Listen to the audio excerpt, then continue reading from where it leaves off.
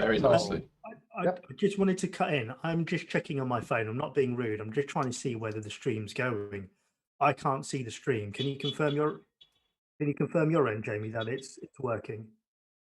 I mean, I can try. People are saying buenas, and people have said hello, hello, hello, which kind of makes me feel like it exists. But let me let me check. All I'm seeing is a holding card. I can't see the live broadcast.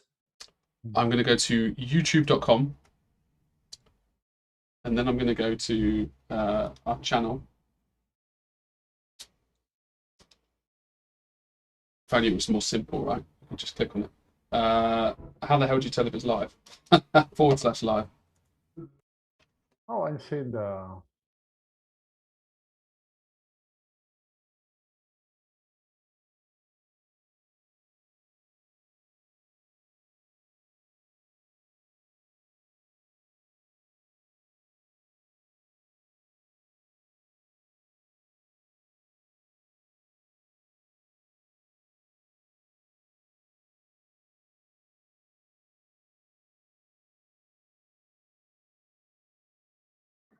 Wow. It only took us, how long did it take us? 21 minutes. We are live now. Obviously, we recorded for about 12 minutes and we didn't realize we weren't live. So thank you everyone for waiting, for all the people that did. I imagine that was very boring. So this is the intro, and enjoy the rest of the show. Mini Matters, a miniature podcast. It only took us, how long did it take us? 21 minutes. We are live now. Right. Welcome, Fernando. Welcome, Lionel. We are live. However, it does look very choppy from my perspective, looking at the live stream. But we are properly live, and we are indeed streaming. So, welcome everyone. Bit of a downer, but let's pick it up again. Lionel, I think you have some questions. And it wasn't my fault, Jim, by the way. It was definitely not my fault. I already told the sad story of my childhood, my adoption, and why my career turned into drugs and miniatures and rock and roll. So I'm not going to explain it again. We've got all that recorded as well, in fairness, so we can we can go back and dissect that indeed. I think how I opened up before was, welcome to our first live stream, and I think it's quite apparent that it's our first live stream. The irony. I know, exactly. And the irony is, Jamie and I did a test stream a couple of days ago, and it went off swimmingly. In fact, we went live without even realizing we had gone live, and then we spent half an hour now trying to get this going live, and it won't go live. But that pretty much sums up our life. But what a first live stream to join us on. We are joined by Fer Miniatures, who are in the house, and they got a lot of news to send our way, so it's going to be a quick-paced show. But I thought, in order to start things off, for those who haven't heard of Fer Miniatures, can you give us some background of who you are, what you're about, and what you represent? Well, I'm Fernando Ruiz. For those of you who might not know me, I'm the owner of Fer Miniatures. That is a miniatures company based in Barcelona, Spain. And we have been at it from 2014, 2014. Yeah, I think it's correct. And what we do is to produce miniatures and historical, fantasy, many types of different lines. Because our aim is to have a bit of something for everyone else, So, what more do you want to know? Sorry, I'm just keeping an eye on the stream as well. And ignore it. You guys crack on. They can hear us well. I'm ignoring it because it's still quite choppy. So I think Jamie's going to work in the background and try and deal with that. Okay. So in terms of Miniatures Day, so you've been promoting for the last 10 days Miniatures Day. For those who aren't familiar with what Miniatures Day is, what is that? Can you give background as to what it is and what it's all about? Okay, Miniatures Day. A brief history of Miniatures Day. Essentially, we don't like, everybody went completely bananas in the past with doing, and it has been a trend to do this kind of Black Friday thing. But we don't really believe in that because essentially it's a bad moment to buy stuff because everybody's doing offers. So we said, instead of that, we are going to do our our yearly day of offers in a random month that things are quieter, so people can chill and do it or not. Start streaming. Kilobytes a second. We're uploading at 6 megabytes a second, which is quite good. So it should. Excellent connection. Right. So now, thank you everyone for bearing with us. Okay. We're in. We're only half an hour late. For all you 32 to 40 people who have stayed, good. And Now it's looking good. everything works now. Yeah, yeah. Oh, thank you. Thank God. Now I can even see myself. There's a bit of a delay, I guess. Yeah, there's a slight latency delay, but no, they don't know that. So we are back. And just for the humour of said thing, this was the loading screen. Okay, now I spent a long time on that. And hold on, you guys can't see that there. Now you can. Everyone at home could see that. So now we're back in the game. That was worth it. So well, carry on. First of all, apologies to anyone who couldn't hear us or view us properly before, but I guess that that problem is sorted now. So hello again. Sorry, I'm getting paranoid now. I'm just trying to tap up my screen so I can make sure it works. It works. I've checked on 2 devices. We are, and YouTube is telling us we're doing very well. So we can move on with our lives and we can talk about Fernando. Fucking hell, did it twice. So, Fer Miniatures. Right. The new releases. So I think we've covered Fer Miniatures 3 times, but I think it might be worth just, if you don't mind, just going over Miniatures Day one last time, because we're getting reports that it was intermittent, the sound before, and I think it is an important aspect. So if you could just briefly summarize that again. About Fer Miniatures or about Miniatures Day? Just about Miniatures Day. Okay, let's go to the interesting bit. Okay, so every year we do a discount day, an offer day. We only do that one every year, but it's a huge deal. Why is that? Because for one day we do a 20% discount on everything in our website, and that's the perfect chance to buy all that kind of stuff you had on your wish list. So, in order to spice things up, what we normally do also is the previous day to Miniatures Day, that it tends to be the first Friday of August every year. This first Friday of August, like today, we do a huge batch of new releases just to give people reasons to come to our website and spend their hard-earned money. You know, I'm not going to lie, I want your money. No. No, but I want you to have fun as well. Well, but I want your money too. No. No, I mean, the thing is that we do that in order to give people the chance to buy new releases, stuff that are exciting, with some discount, some sort of early bird, thing. Okay. And it's worth mentioning as well, all the new releases that you're going to take us through this evening are also included with that. Of course, everything is included. Yeah, that's why we do it, because that way is the only way we can do it. So it is included. The other thing is that this year we have taken. Sorry, it's the dog. Hello, how are you? The other thing is that this year we have even made a bit of an effort to have, because we had some very cool stuff line up for September, and we decided to do some special edition available for the Miniatures Day in advance for people, But we'll talk about that. That's one of the things that I'm more excited about today. Okay. The other thing as well, because we're running slightly behind schedule, I've seen a message from one of the box artists, and if my understanding is correct, their window is now. Is that correct? Sorry? The box artist, one of the box artists that's going to be joining us. Yes. Oh, yeah. Their A window couple is of now. them. So I think we're going to have to change the running order and get that individual in now.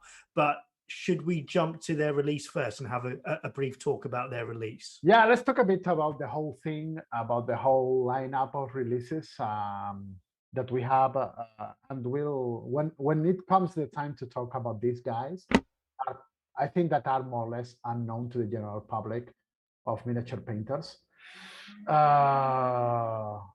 We'll talk about that, and maybe we can give some surprise to the audience. Sounds good? It is. Okay, should we go to a holding screen, Jamie? Yeah. Let's get back.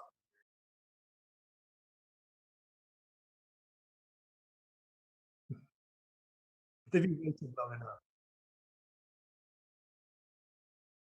Yeah. Have you sent a link to him? Hold on.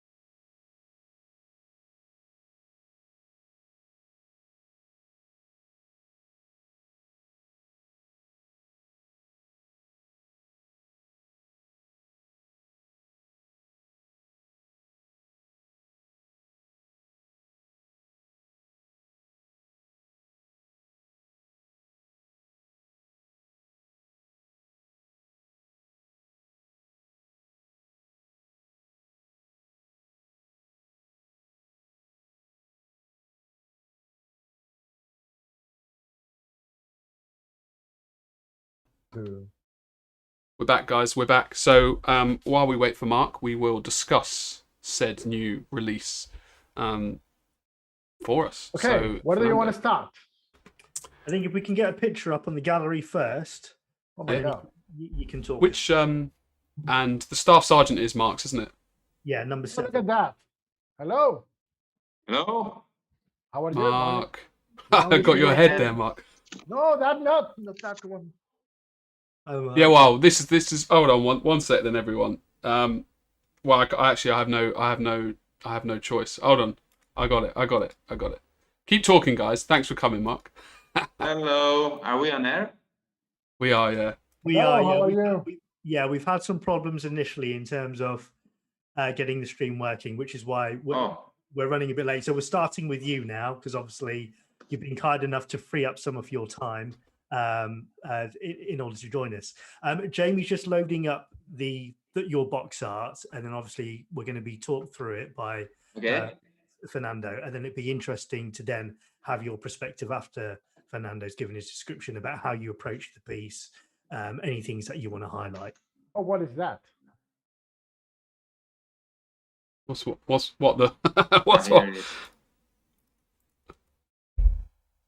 So okay, what? So Fernando, if you could just talk briefly about the release, what it's about, who sculpted it, give us some background, and then obviously we can move to Mark afterwards and talk about the actual box art.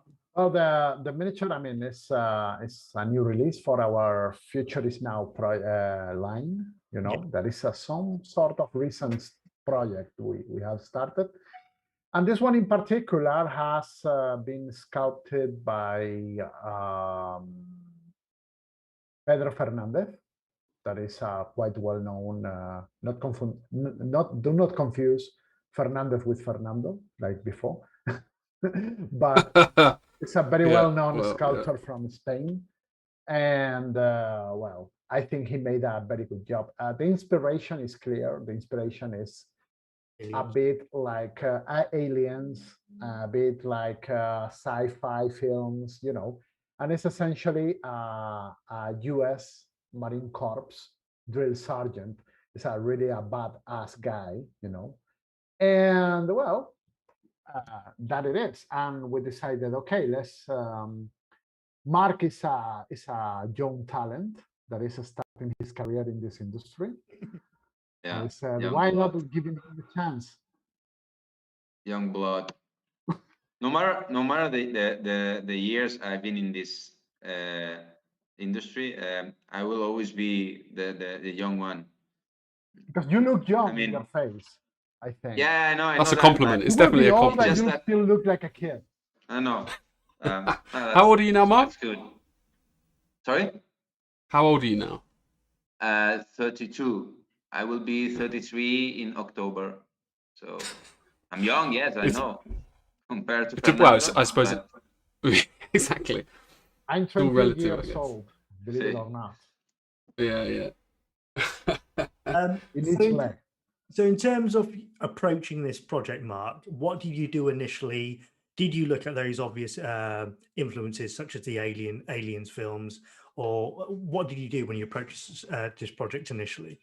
Well, I think one of the good points of working with Fernando is that we always we always decide together what we are going to do, and we spend a lot of time with all the references, the ideas. Fernando initially sends to me his idea of the project, what he wants to represent, and we discuss if, for example, the other figure I painted this June. I don't know, the lady, the girl of the desert. How is her name? Yeah. That figure. I thought about the color, the ambient, all these things myself, but we arranged that with Fernando. So at the beginning, we decide together, but there are also some of the decisions that I make on my own. And if we have to represent, in this case, for example, something much more, for example, this case, Fernando wanted to represent some kind of materials, much more referred to a realistic surgeon. I don't know exactly I don't remember the name of the surgeon. It's sorry, Apom, is it? I mean, when you sent to me the image of the T-shirt, the trousers, the idea for the what we want. I mean, I like to do this kind of projects with 1 foot in reality, 1 foot in fantasy. Yeah. So essentially, what we did was to say, okay, this is a USMC drill sergeant. It actually comes with the extra part that you can put it on. I think that I sent to you a picture if you want to check it, Jamie, that you can actually put him the hat, this drill sergeant hats, like one in Full Metal Jacket, you know, and you have the part that you actually can put it on. The thing is, all the parts that compose the figures, and when it comes to uniform and decoration and colors and that, are actually real. That is like a reference board, wasn't it? Basically. Yeah. He actually, Fernando, sometimes it's very I don't know, hard in terms of no, it has to be exactly like this, and but it's cool because I have to confess that these last years I've learned a lot about documentation, looking for all the references, especially when I have to paint historical. and Fernando always explained, this is a guy that I don't know. This is this kind of soldier or something, and explains the thing. So I always get a lesson about the background, the realistic background, and I try to put my part over the idea of Fernando. In this case, for example, with the skin, Fernando wanted me to paint. Well, the references for the sculpture, the face is Idris Elba, is the actor, and we looked for many pictures to represent a similar kind of skin tone. And I think this part is super cool because I send Fernando the pictures and say, maybe this kind of warm tone would be better, or cold. What do you think about this light? So it's cool when your boss, your client is also a painter, because we can, put this in common and find the best way to do the approach, the painting. Yeah, a lot of the comments we're getting in the chat at the moment is about the skin. Obviously, they like the overall piece, but a lot of people are commenting as to how well the skin's been rendered. Particularly as well, there's a lot of references in the painting world for Caucasian skin, but there doesn't seem to be much references in the painting world for black skin. So it really did stand out. I think that there should be much more figures. This kind of representations. We always look for white skin or a bit tanned, but not too many black skin or black man or woman. Yeah, and my mum was so disappointed that my latest model was an elf. She was like, "Why isn't it a black elf?" I was like, "I don't know if there are any black elves." She goes, "Jamie, you really need to do more black people in the models." Like, wow. I think that this would be cool, and for me, it's now it's very challenging and super interesting to represent this kind of skin tones, because I'm much more used to the white skin or tanned. So it's challenging, and I learn a lot, and it's not that easy. Actually, we when we paint white skin, we cheat. We do an approach, and it's not always realistic, but our eye understands that as a white skin tone. But with black, you have to. It's much more complicated because the contrast with the light is much more intense. The shine, it has to be very precise. The tone variations on a dark base are exactly the same, but are not as easy to see, because in terms of value, if it's brighter, it's easy to see this variation. But if it's almost black, the darker it is, much more difficult to our eye to distinguish these variations. I think it's what is more challenging, and also it represents the population of the world. So it would be interesting that we had many more figures that represent black people. I mean, I think diversity is one of the big pending stuff in the miniature world. When it comes to reality, obviously, if you want to portray diversity with orcs and elves, it's easy. But when it comes to human subjects, and this is actually something that we want to do in the company. We have been doing it. Actually, this feature is now live. Is giving us a good way to portray this kind of subjects, I guess, more diverse, and it's turning out quite interesting. I was going to say, Mark also painted the lady, the retro sci-fi lady, which was also a black lady. So obviously, she's some sort. Yeah, more like how would I say? I know the word in Spanish. Like Arabic, maybe. Better. No, but no, the one before that. It's The from one, Northern Africa, actually. Yeah. yeah. Oh, I see, like Egypt and stuff. Yeah, okay, yeah. Yeah. Yeah, no, Northern Egyptian is like Northern African tribe, like Morocco, Algeria, stuff like a Tuareg, you know. So yeah, we definitely want to do that, more of that, because at the end of the day, it gives you the chance to portray very, very interesting stuff. We actually have some stuff. We're cooking something that is going to be a good, a good step in that direction. But this is it's too soon to talk about that. Want to talk about the other figure or anything else more to say about this one, Mark? If we can open up to some questions from the community. I know once again we're having some streaming issues, so I think Jamie's working on that in the background as well. But if you can hear us, guys, I can see the questions as well. If you've got any questions, the comments.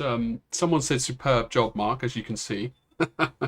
So yeah, how did you paint the skin is generally like I think you've already sort of commented on it, but in a weird way, like, was it harder or more fun? I mean, you've already said it was harder. Is it more fun than Caucasian skin, or is it's just a completely different kettle of fish? I think for me it's wouldn't say funnier. Maybe it's fun because it's different, and nowadays doing something different, it's always much more interesting for me, much more pleasant, and but every time I've painted a black man's skin, I received a lot of messages asking how did you, or what colors did you use, and I'm going to give you an answer. I think it will be the tip. I use all of them. This is my. That's very. Yeah.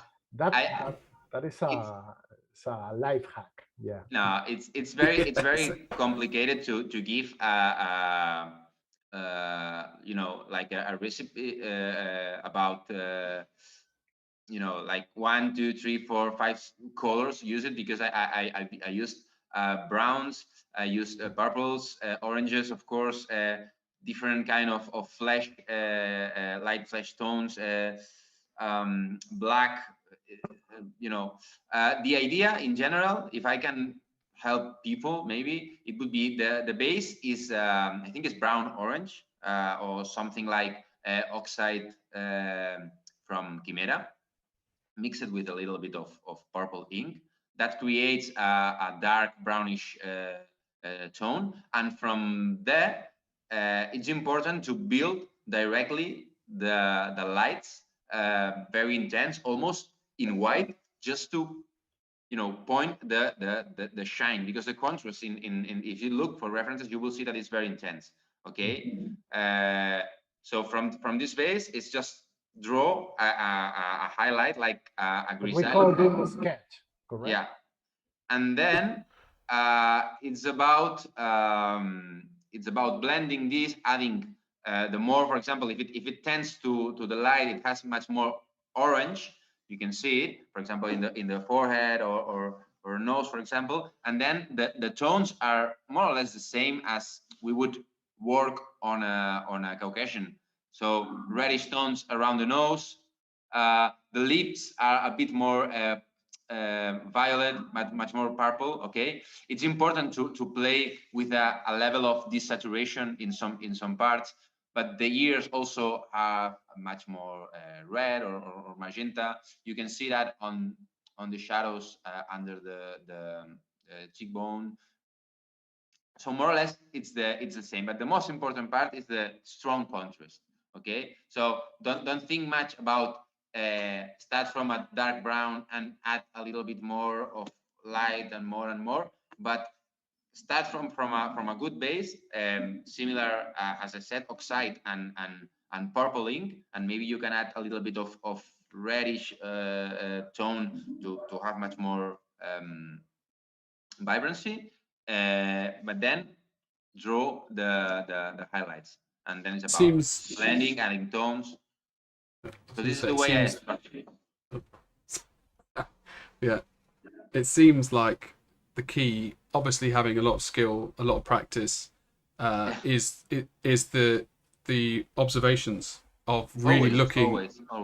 Yeah. But there's no one way of doing this. It's my way, and everyone has to find I can give you a tip, the way I've done it, but I'm sure that there are many. I'm just learning about this. I'm studying. I'm trying to understand still a lot of things about skin zone. But yeah, I think that this way by now it works. It looks like it works. I guess in 5 years, the skin that you might be able to produce, and you look back and you might be like, "Oh, that's not good." But for where we are now, and in a way, because it's never been, it's so rarely done. In a way, it's like groundbreaking. Obviously, it's been done on 2D, like a lot, but we haven't done it on 3D at all, have we? Like, which is quite funny. But yeah, well done, Fernando, and well done, Mark. I guess breaking those barriers. Yeah. We guess that this is one figure that one bust that people are going to enjoy, because I mean, this is one possibility for painting it, but you can actually decorate it, and the sky is the limit. True. Actually, okay. Yeah, right. It really is true. I think. Is there any questions on the chat, Jamie, that we can put to Mark before he goes? Well, now that the video is working, the audio is working perfectly. Yeah, ask away. Can Mark live at mine for 10 years and teach me how to paint? Mark, what do you say? Someone else wants. Sorry, what is the question? Look on the screen. It's Jim Phillips' house to live there for 10 years and teach him. Yeah, of course. Of course. If the house was big enough and the rent's paid and someone's feeding you, I mean, I would be up for it. Depending on how you have to actually teach them. Blanket in the ground for sleeping. Like in a kennel, right? Yeah, absolutely. A good kennel sorts a lot of things. Yeah. I have a lot of pendant workshops to do. After all these situations, I hope that we'll be able to move again, and yeah, and online as soon as I prepare everything. Soon on Miniature Art Academy, I will. I don't know. I always say soon, but it will be this year for sure. And in terms of painting workshops, will that be?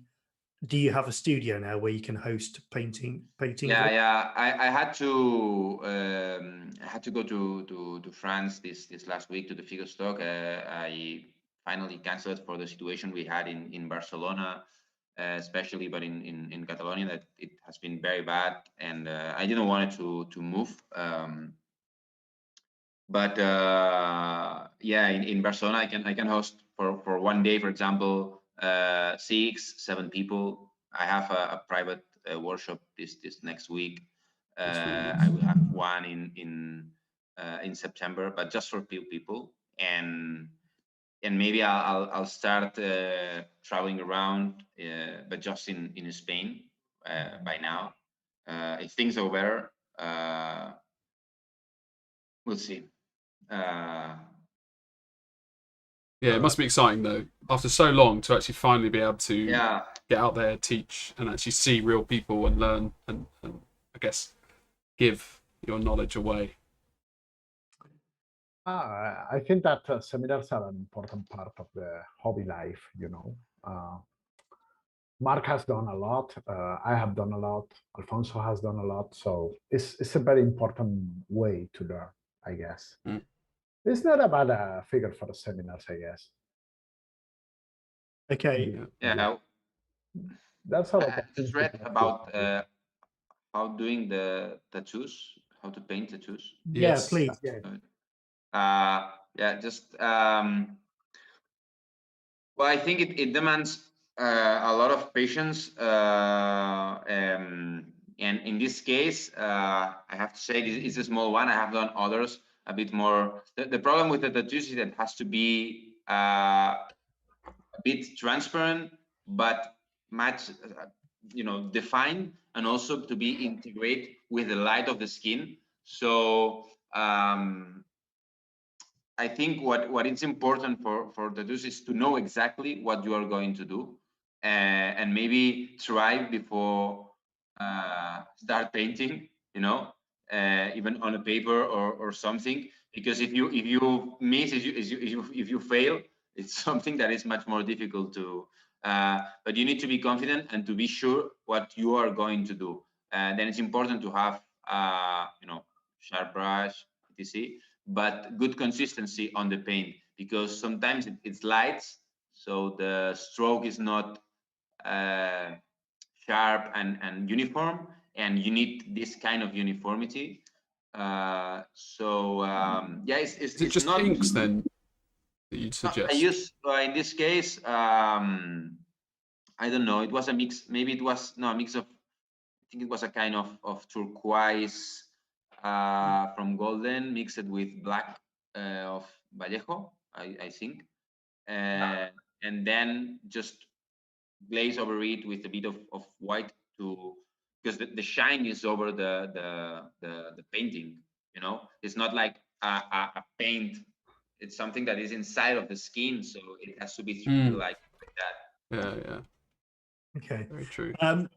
We're gonna thank you for joining us, Mark, because I know you've got a personal commitment that you need to get to, and you've made some time to join us. So we're all grateful. Thank you, man.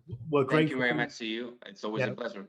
Yeah, it's grateful for you joining us. Go and enjoy your social life, and we'll hopefully see you at some point in the future. But once again, fantastic work on the box art. It's been amazing to talk to you about it.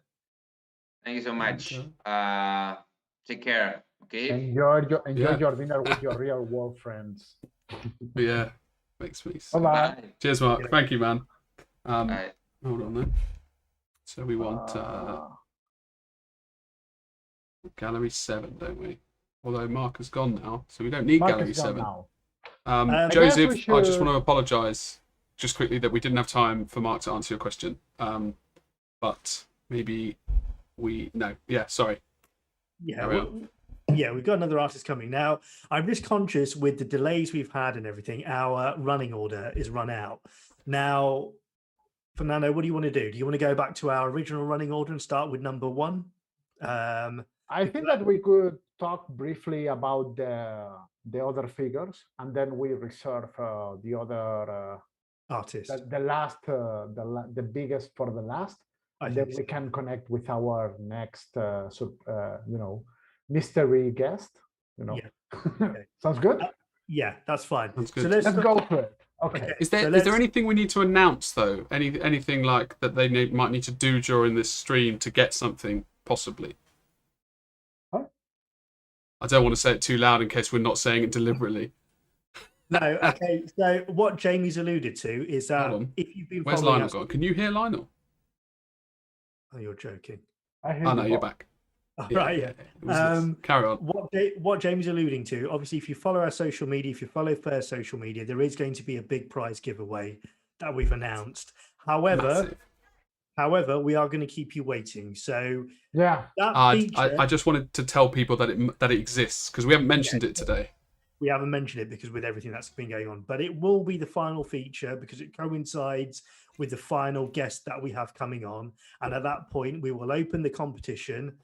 Fernando will tell you what you need to do in order to win, and the winner will be selected in this stream. So plenty of reason to hang around. So there'll be we'll contact you by email or we'll let you know in 2 days.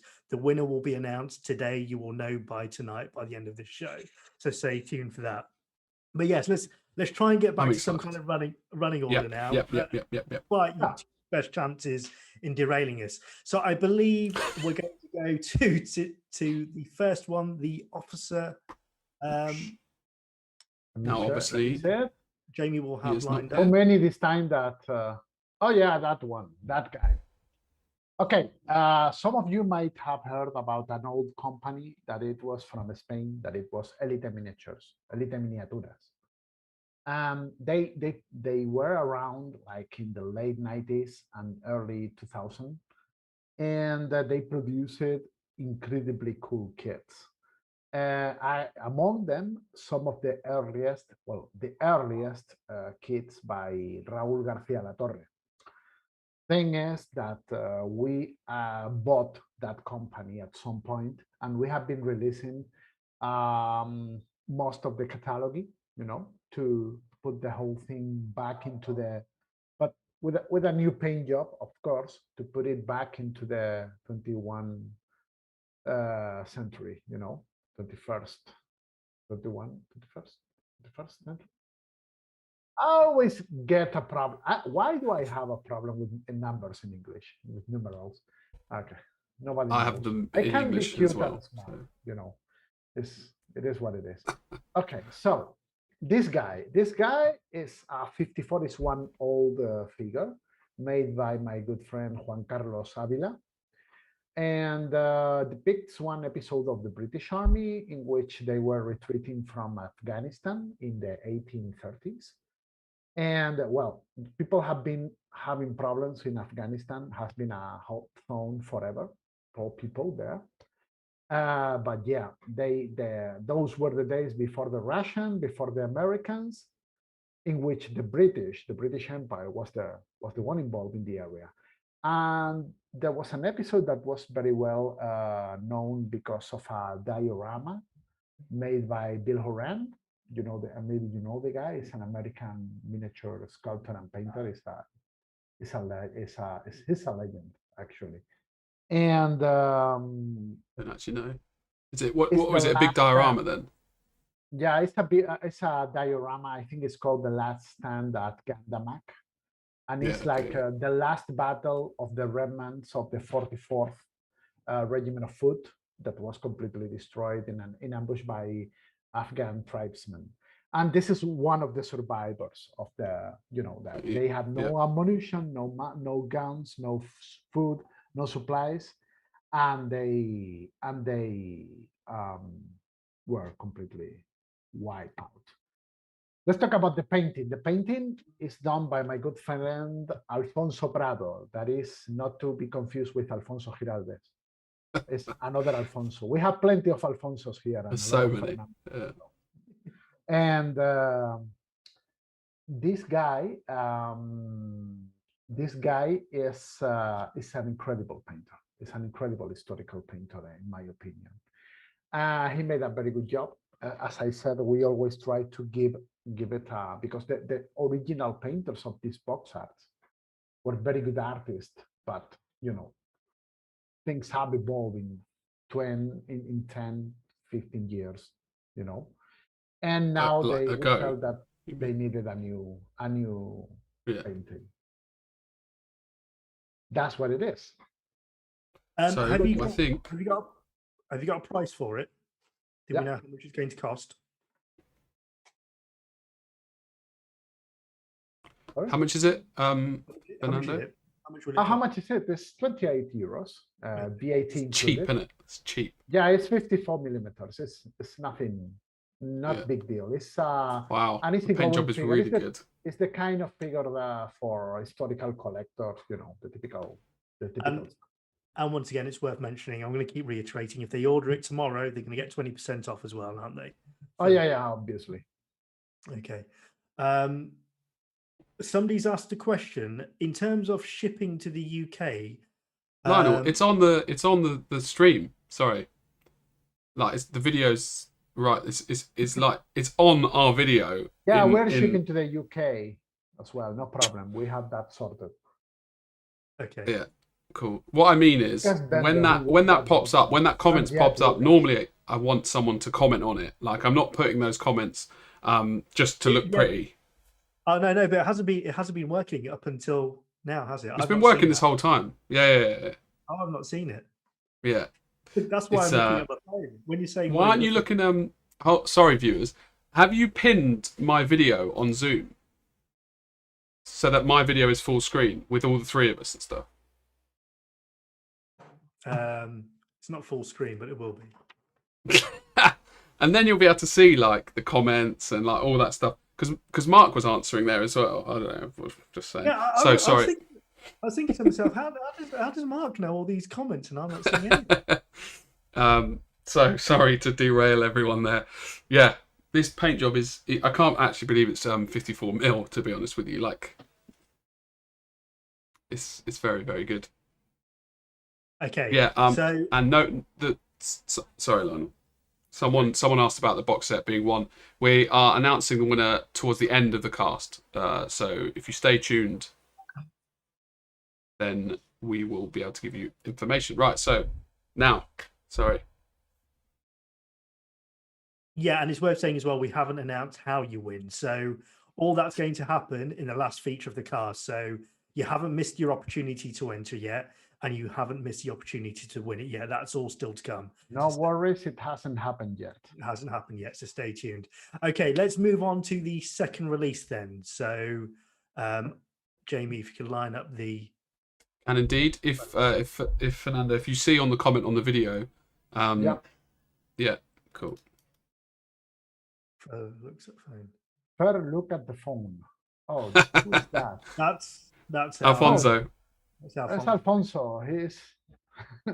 Oh, what does he want? Oh no! Who knows? Oh, what a surprise, Alfonso, around here.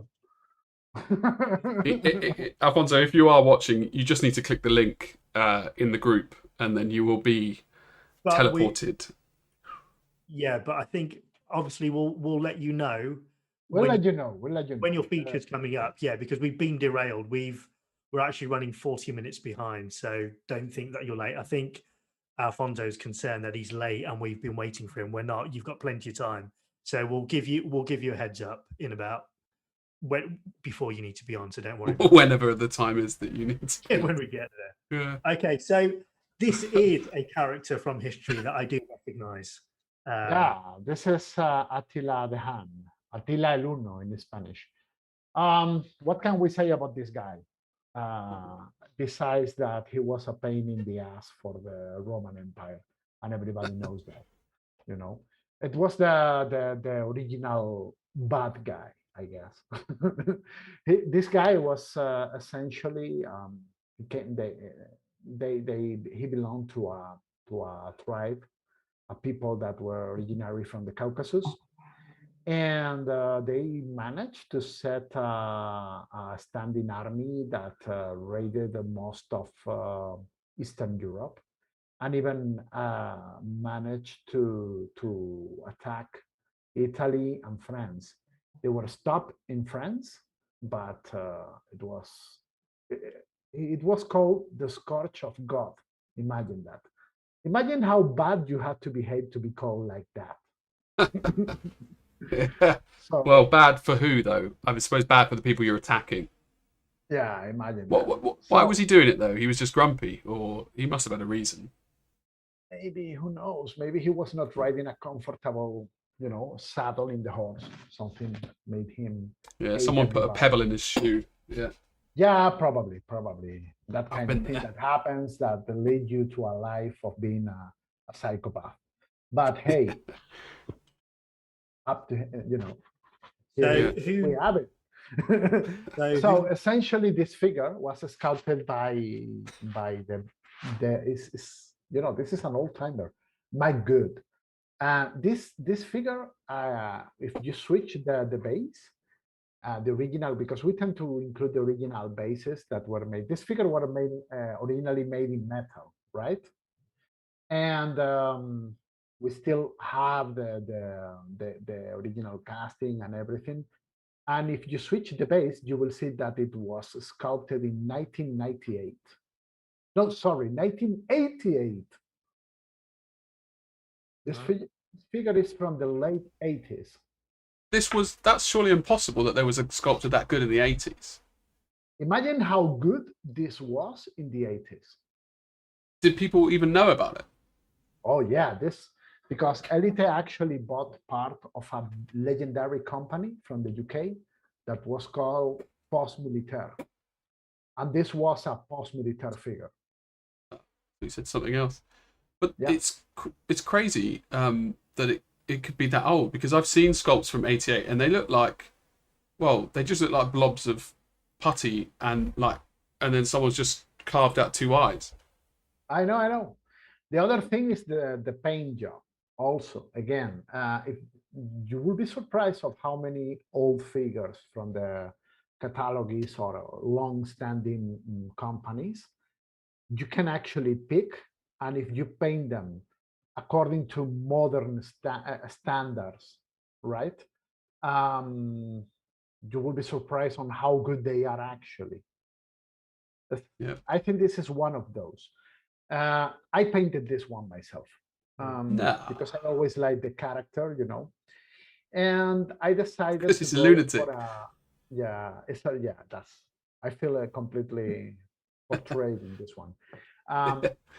So I decided to go for a more green appearance, that it was the old box art, that it was done by my friend Pepe Gallardo. And I made it in dark tones, so with some touches of color.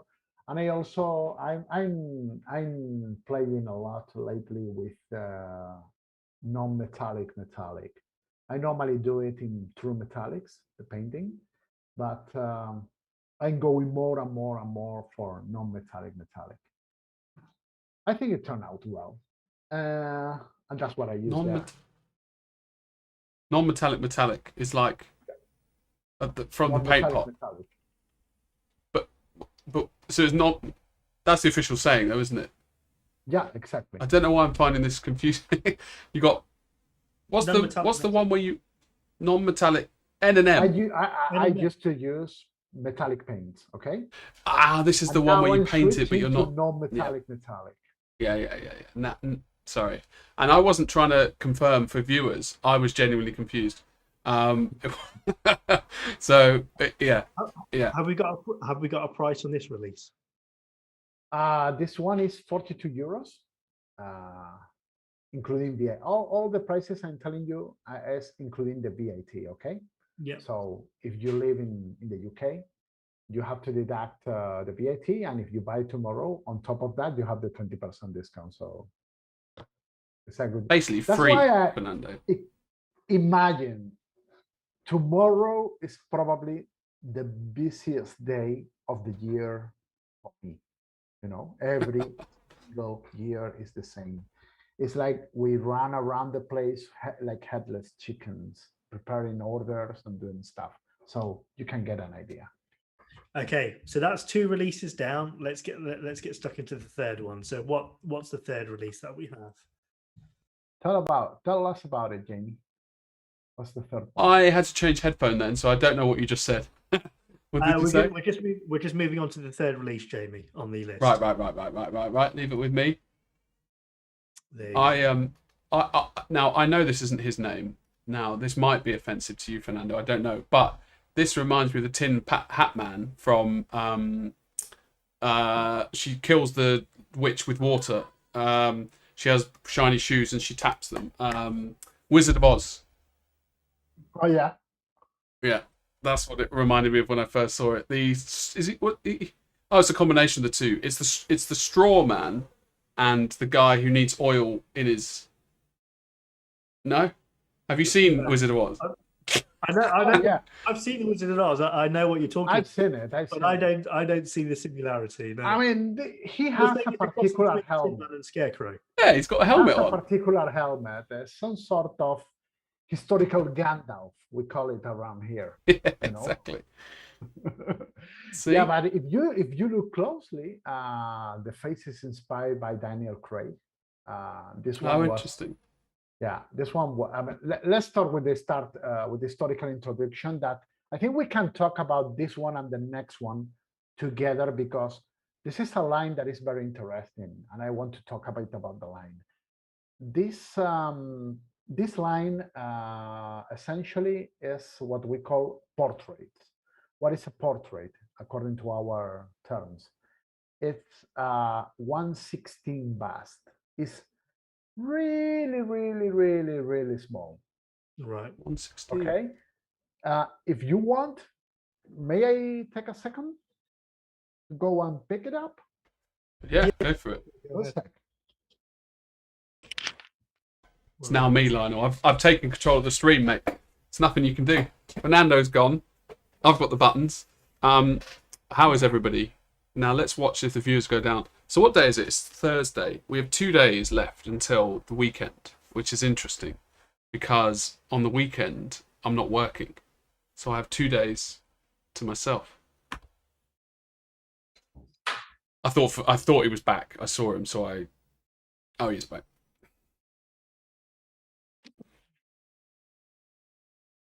Here we are again. Okay, so the thing about this vast is that look at the size. Oh, okay. Yeah. Now easier. Who painted this one then? Yeah, this is the one actually. Who did it though? The sculptor is Paul de Leanu. He's a guy from Romania. He's a very good sculptor. Has made a lot of stuff for us, and also for brands like Andrea, Night Models. You know, very good sculptor. Why have you gone for such a small scale? What are you trying to achieve with this particular line release? The response is something that you can do in a bloody weekend and not getting tired of it. Look at Alfonso. Hello. Yeah, 1 sec. Hi guys. Hello, Sailor. Hold on. You okay? We're back, baby.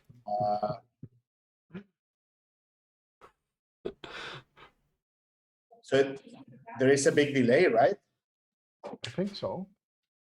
Yeah. Like there's a live delay. Yeah. Wait a second, because for an unknown reason, your voices are sounding. Can you speak? Yeah. Yeah, really good, sexy, attractive. Not really good, Jamie. Oh yeah. I have people just telling me you. Oh, he's not even listening anymore. No, but why is this? I mean, you can still hear. It should be working here. Speak through Zoom. You need to click the little arrow by the. Do you see where you have the mute button? There's a big button, and then there's a tiny little arrow next. In fact, I could probably screen share to you if you so desire. No. No. I mean, you continue. I will try to. But no, the thing is Mark that Sprayberry. I have two screens connected, and the YouTube channel it was sounding here, but the computer is. I mean, the Zoom meeting is sounding in the anyway. You continue. Yeah, I will try to fix this, or kick me out if you want, and then I return or something. Yeah, do that so we can finish this release. Well, we could just talk while Alfonso works it out himself. I deal. thought that they could enter and I will not appear. So it was not. I didn't want to be, failure there, massive failure. Bye, guys. I'm a random guy. Right, let's go back to the 3. Okay. Preparation line or hours. So you were saying the motivation for this line, why you released this, was so it's something that you can do in a weekend. Exactly.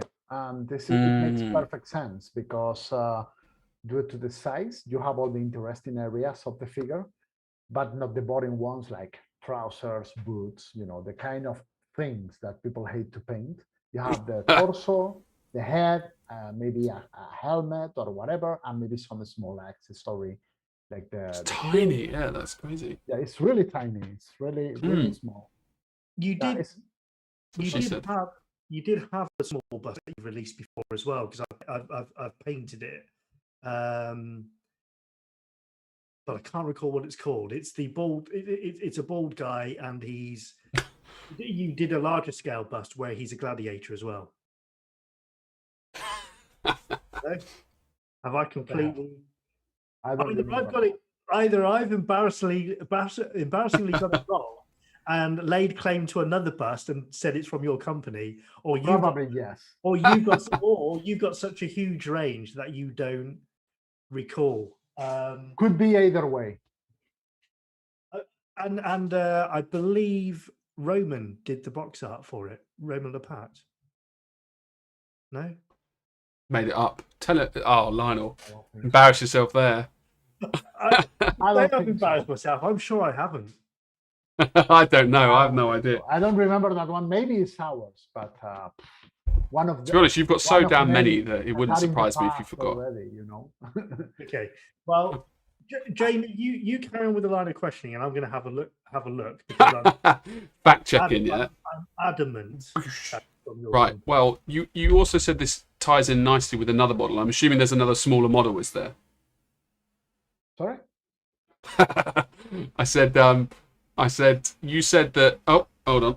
You said that this ties in nicely with another model that you've done, and I'm interested to know what model that was.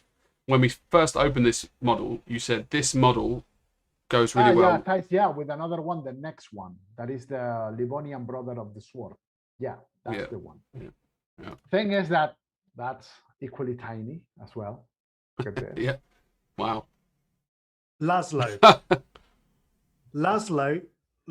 from the Forged Monkey range, which is on your. Oh, yeah. That was made by Rafa Rica. Yeah, redeemed yourself, Lionel.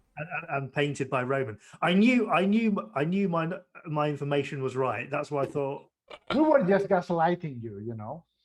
But it just goes.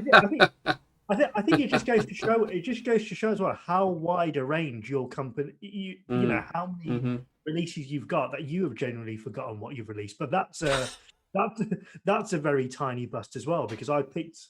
Yeah. But that is actually 1/12. Like very well cut, but it's because it's just very narrow. Yeah. You know, but these ones are actually smaller in scale. This is 1/12, the one you're talking about. Yeah. And these ones are 1/16. That is Tiny. like a 120 millimeters figure cut. So we have a few lines on this format. We have a one from the American Civil War, another one from the World War II, and now we have this portraits from the Middle Ages that going back a long way, isn't it? Yeah. 12. Yeah. So we've got some questions as well. So there is questions. Okay. On the screen, on that thing that I spent hours getting working. Red Lion. Yeah, exactly that one. Asteroid. See, I should have looked at our viewers. They would have backed me up here with that knowledge, so they knew what I was talking about. I didn't. Yeah.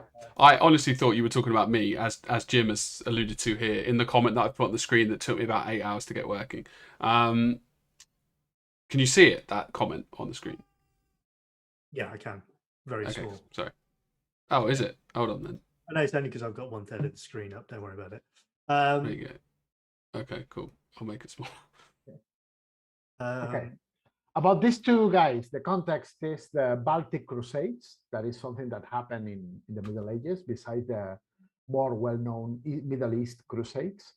And essentially, it's an episode in which these guys from the Livonian Brotherhood of the Sword, that was like really nasty people from the era. Right? Imagine people that were trying to make the whole surrounding become Christians, and they were nasty. They had swords and were not afraid to use it. That's the whole resume of the Baltic Crusades. And these guys were equally the Osilian were equally nasty as well, and they resisted fiercely to be converted. That's all. Essentially, we use this bust as an opportunity to explore uniforms and certain, elements of equipment, like the helmet of the other guy that is a bit uncommon, but it's actual. It's something that existed, and but it's something that maybe you are not going to use on a bigger scale figure because it will be too, it will determine too much the character, and maybe you want to do something more neutral, So in this 1/16 bust, this is a nice bet, I guess. Do you have an idea of price for those? Yes, these ones are 28 again, like 54 millimeters. Yeah. The good thing is that normally I paint this bust when I paint one of these. My record is painting one in 1 day, and it's for the box art. So you're required to do it properly and take your time, but they're incredibly easygoing. Yeah, Sorry, that's really good. Sorry, you said One box day. art in 1 day. Sorry? 1 day. You did the box art in 1 day. Yeah. He did. Oh, wow. This one, the Livonian Brother of the Sword, is made in 1 day.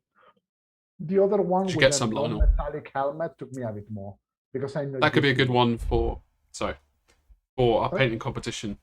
I was saying Lionel and I are going to do some painting streaming on the old Miniature Art TV, and actually this scale could be quite cool because it won't take us forever to do one. We could get it done in that month, or we use that kind of bus for seminars, competitions, and stuff all the time because of that. Because it doesn't get boring. If you get a bigger scale bust, it's fantastic. It's a good project, but it tends to be left unfinished if you do it only for the sake of a competition. Yeah, absolutely. Okay, next one. Next release. And look, I'm going to add I'm adding the timer in. This guy, this is Volontario Garibaldino. This is one of the soldiers. It's a 54 historical. One of the soldiers who participated, a volunteer regiment that, volunteer corps that participated with Giuseppe Garibaldi in what the Italians call the Risorgimento, that is the unification wars of Italy, correct? Essentially, it's a 54, it's a classic 54 historical figure where you have a study on uniform, right? The sculptor is Eduard Perez, that is our longest term collaborator. And the painter is my good friend Jaume Ortiz. That is, Jaume is the equivalent of Jamie in Catalonia. Right. Yes. We went through this earlier, didn't we? The whole names. Yeah, this guy is very well known. He paints a lot of World War II Germans for Alpine and stuff like this. And he paints incredibly well. It's another easygoing figure, but this one is the typical figure for historical collectors. But actually, the line is called 54 Collector Series because the aim was to make the kind of figure that classical historical miniature collectors like, that is one of them. Any questions about it? I'm going to come in with price again. Can you give us a price for it? It's 28 euros again. All of these are inexpensive. It's essentially they are aimed to be painted, enjoy, and have fun. And obviously they'll be less expensive tomorrow with yes, indeed. Let's go for a big one, isn't it? Oh yeah. Oh baby. I love this one. Okay, give us some background then on this sculpt and what it's about, this release. Okay, where do I start to talk about Pepa Saavedra? It's difficult, I guess. Pepa is incredible. This was a project that it has taken some time because sometimes it's complicated to match the agendas, to do things in a way that are convenient for both the painter, both the sculptor, and everyone else. But essentially, we wanted to line up a series based on Alphonse Mucha, Four Seasons painting, Art Deco and all stuff. This is some sort of fetish subject for Pepa, because actually she is the one who is in charge of that line. Actually, the line is called Woman by Pepa Saavedra. And she said, okay, let's do these 4 seasons one by one, starting for spring, summer, autumn, and winter. The thing is that she tried to capture the ambience, the light and everything else from the season with each one of the paint jobs. That is, in my opinion, this is one of the most interesting things of this line. If you have if you go to our website and you see, we already have released spring and summer, obviously, and who knows which one is left? Maybe winter. Yeah. The thing is that he made a good job with that. Also, the paint job by Pepa is so delicate. It's amazing. It's Yeah, the master shawl of or whatever this is Jumbo. called is Yeah. is well. I mean, everything else is good, but that stands out for me because you don't see it too often. Yeah. Yeah, she is a Shit. master with the airbrush. She has set most of the bases that all we take for granted nowadays in when it comes to painting female bust, honestly. Mm. And I love it. I love this one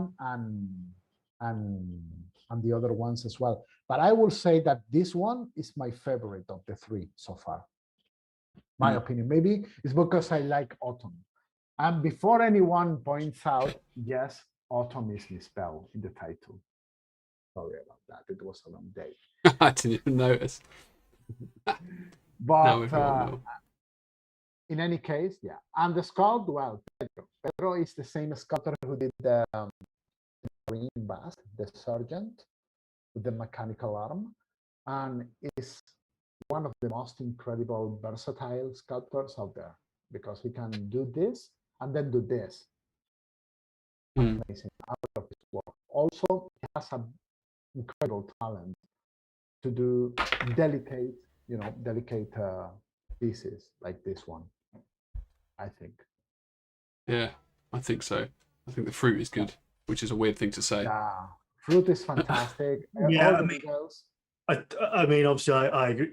I echo Jamie's thoughts in terms of shore, particularly that semi-translucent effect that they've achieved when it goes over the bust. But once again, for me, it's the skin trying to render female skin so it looks smooth like that is extremely difficult, and it's being rendered so beautiful. Yeah, yeah. Also, she has a way of playing with makeup and expression. So I like the way that her bust, the way she paints, is how would I say? It's more seductive than simply plainly sexual. You know what I mean?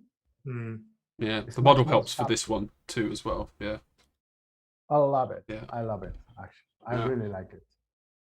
And well, so give us the price entry then for this one. this one is 55 euros, right?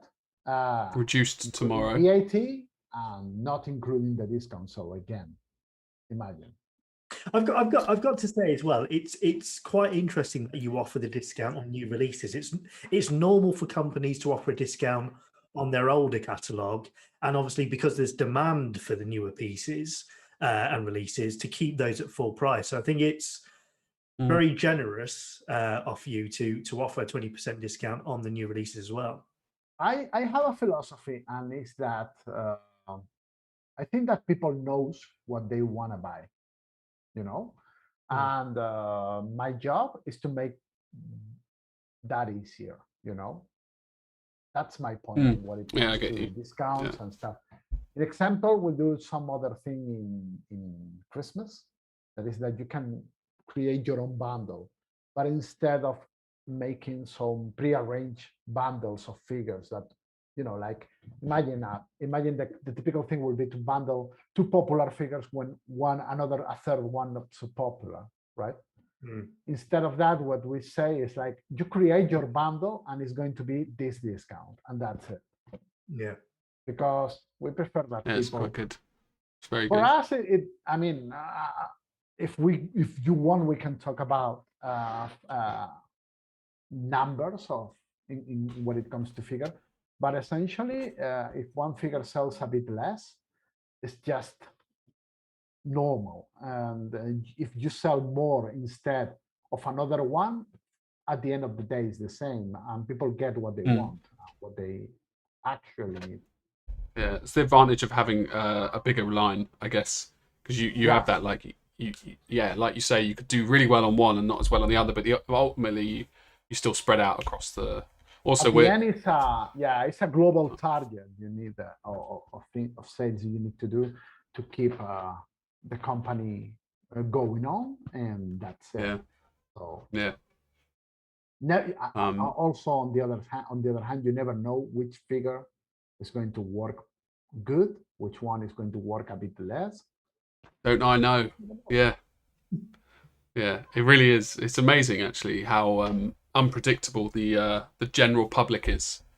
When in your head you're like, well, this is the best thing since sliced bread, and then there's a crap thing that you don't think is going to do well, and it does well, and you're like, and then you realise you are just weird. Yeah. Alfonso, are you there?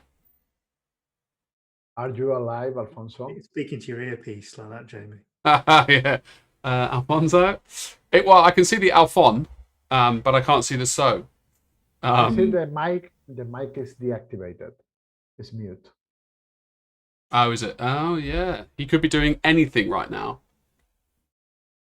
Could be, I don't know. I don't want to say what he could be doing. Naked with some hummus and some whipped cream. I don't want to imagine him that way. I don't want to have nightmares. Yeah. I don't think many people eat hummus with whipped cream, though, truthfully.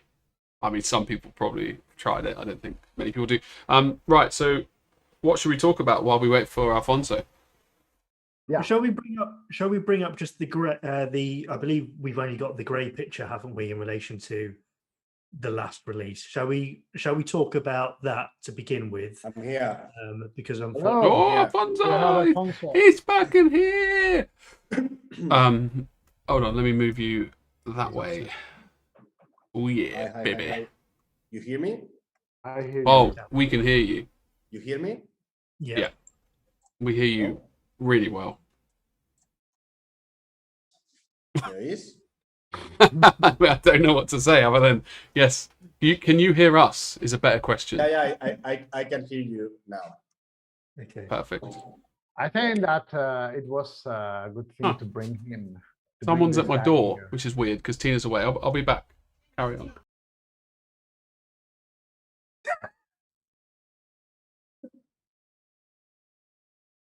I have everything that I need right now. Wait for, How are you guys? everybody. How are you? Doing well. Have you managed to have some rest? I know. No, not really, brother, because it's my first holidays with the family.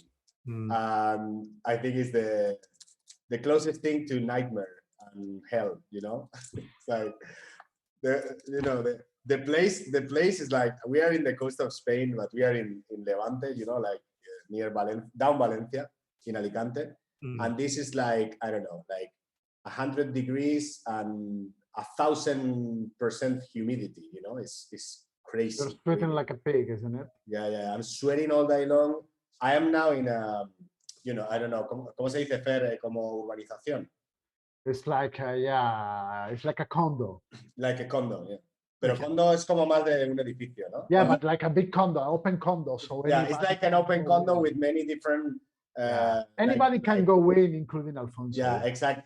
And it's full of English people, there are no Spanish people here, You went to one of those places. Only English people, but not handsome like you, instead of like Jamie, like the bad ones. I'm back. the hooligan ones, Oh, hooligans, yeah. It's difficult to rest because Are you in Benidorm by chance? No, I'm in Torrevieja. What? It's like, I mean, normally I used to go to the north of Spain because it's super beautiful.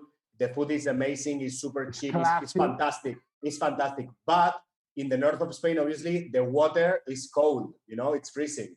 And here the water is like the pee of a grandpa. It's similar to that. Really warm. And that's like the best place for a baby, supposed to. Who is speaking? I think you've got all of his family members calling and visiting him. I don't understand, but I muted. Don't worry, the viewers could not hear me. Oh, okay. Okay. Okay. Yeah. You've moved as well, haven't you, Alfonso? You've moved. Yeah, moved. Yeah. Wow. This is like Don't even start with that. No. It's a really terrible last month. I'm so happy right now. Because I know. Oh my god. Are you nearer Fernando now, Alfonso's? Are you close? Like physically? Fernando is in Barcelona. It means nothing to me. What does that mean? Oh, right. So you're in Barcelona the south. It's a city. It's a city. It's a place. I've heard of the city, sure, but I don't know where that is geographically. Yeah, exactly. Madrid is in the center. Barcelona is in the right up corner. But that's a crap place of Spain, isn't it? So it's I don't know, about Fernando. I'm joking. How long it takes? Like 7 hours by car or something like this. Oh, wow. That is a long way. That is a very long way. But I must say that however, I have lost my big studio, which Lionel, Jamie, Fernando, Beautiful. how beautiful it was. It was very big, like 60 meters square, and now I moved into a room. But the new house is fantastic, and I have swimming pool. Oh, really? Good. That's good to know. Good to know. Okay, let's go back to topic because we have brought this guy here for something else. Okay, so we've got. Can I show the image? Not yet. No, show the. No. Eric says hi, by the way. No, it's okay anymore, but not that one. It was the 3 ones. Seriously? Yeah. We should have told me. Right, hold on. Carry on talking, and I'm going to mute myself and find those images. Yeah, but with Jamie, it's like an agent wait a of second, chaos. Wait a second, because something has happened here. Can we actually come clean in front of the audience? Sorry? Can we come clean in front of the audience, please? Because I think that I will not be able to sleep. This image is the paint. No, don't show it again, please. That image is the first one of the 3 busts actually painted by Alfonso. Correct. And we were going to play, some sort of role play situation in which we were saying, no, but Alfonso has painted one. Yeah, I just saw it. Please don't show it to the audience. And we play the hard to get. And people ask, no, show it. We want to see the preview and that. And this guy in the corner that I'm pointing it right now, just showing at the very start of the streaming. No, that and the worst thing is that was not even the worst thing that happened. But it's okay now. That was the one. Can you show that one, Jamie? That doesn't ring a bell, Alfonso. Yeah, you can show that one. That's the one. That was safe for work. Yeah.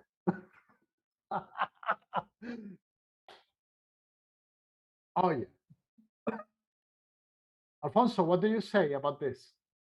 What do you want me to say?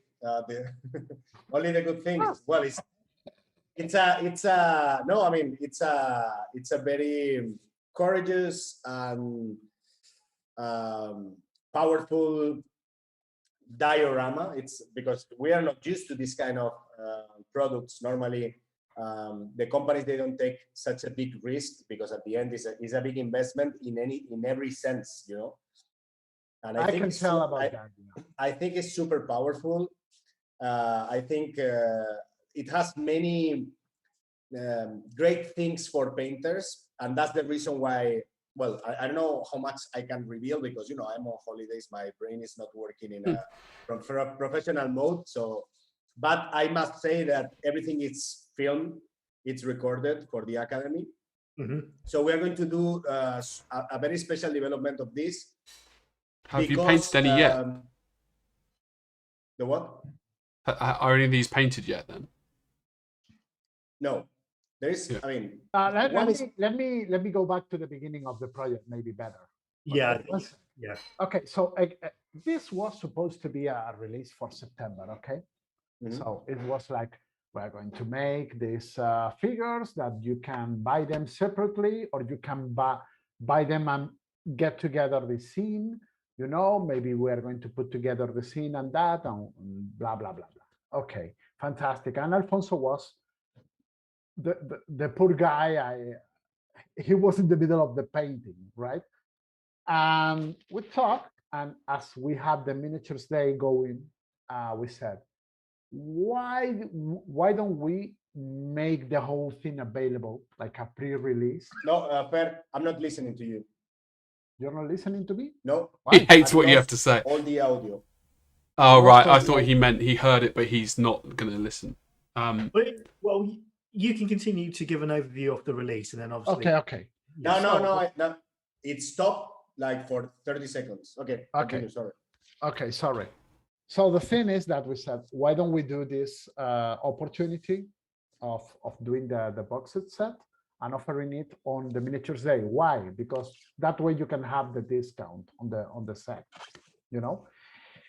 So we said, okay, but the problem is that right now the box is not yet painted, so we cannot present it, you know, as a finished product. But I said, well, Alfonso came up with the idea of saying, okay, what we can do is to essentially do some sort of experiment in this one, because a social experiment with painters. Yeah, we are going to experiment with painters. Yeah, what we are going to do is he's going to be painting and sharing the progress and the process of painting of these figures in real time. And that he's going to record the whole thing in video tutorials. There will be some dedicated video tutorials covering, you know, specific areas like, let's paint the helmet of Vercingetorix. Let's paint the cat heads. Let's paint the dog. Let's paint the leather. Let's paint checkered cloth. You know, that, and there also will be some journals, you know, longer videos that it will come mostly uncut, covering most of the overall process. So we thought that it will be a very good aid for any painter who buy the box. On top of that, we decided, okay, but we need to compensate people for the lack of a box art yet. So we said we have the dog, that it was going to be a different figure, you know, that will come separately, but we decided to put it on the box as an exclusive gift to people who buy the box. And also to make to round things up, we are going to include a QR code, like this one, that will come inside the box, correct? Don't show it. Don't scan it. This is the box. Look at this. Smell of victory. You guys see the comment as well? Smell like used panties. Oh God. Get them together. Alfonso, I was behaving until this moment, please. So the thing is that with that QR, even if you are not part of the academy, that maybe you should consider joining the academy with Alfonso. Even if you are not part of the academy yet, you will have access to these video tutorials if you have bought the box, correct? On top of that, if you after that decide to join, I think it will be a good move. But so can I? That's what we do. Introduce my point of view. Yeah, go ahead. The thing is, as you might know, I mainly developed very different works, from box art painter, designer. I do art direction. I do many things, but obviously my main duty is to be in control of what's happening on the academy. The thing is that, as you might know, at least if you have been on the academy or you have checked the academy, and you too, Jamie and Lionel, you know it, we used to develop many different processes. Like sometimes they are processes when in every process we speak and we explain everything, which is one of our distinctive features. You know, it's like we speak about everything, we talk about everything, we explain deeply everything. But also we have some tutorials that are focused on specific things, you know, like how to do whatever, you know, Caucasian flesh tone, or how do you do whatever, and a specific technique or a specific illusion or a specific things, no, like specific things. Well, the key is that when I saw this beautiful concept, you know, very at the very beginning, that it was only on the mind of Fernando. He told me how they will be, and he proposed me this box art, which is a risky box art. At the end, I am lucky and unlucky that most of the companies, they call me when they need something big or something complex. This is something that doesn't allow me to. I always call you when I need something big, Alfonso. Yeah, I know.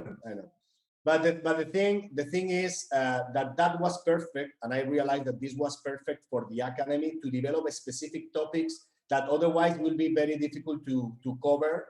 You know, like how to do a tartan freehand, how to do the different symbols on the shields, how to do non-metallic is perfect because those are not very complex surfaces. You know, it's not like a Renaissance knight, for example, which is something very complex. You cannot introduce painters into non-metallic with something so complex. But something like Vercingetorix, for example, the chest is something very basic, very simple, but that you can make something very beautiful, very powerful in terms of colors.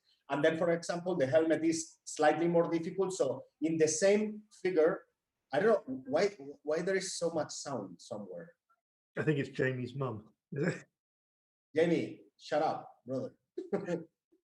The viewers can't. As I said, just ignore it, Alfonso. The viewers can't hear it. Brother, I mean, I can hear it. It's so I'm not. I need to concentrate. What fucking saying. Anyway, what I want to say is the thing is it was a perfect project for that because normally, you know, the companies hire me or David Arroba or any of the teachers of the academy. They hire us for a specific process. But the thing is that most of the processes, they are too specific, you know? It's like they are about this character and however you can learn a lot of things to apply in some other projects, but let's say that they are not as varied as this process because this process has everything. 3 different skin tones, plus the rotten heads, which is a specific topic for a specific video.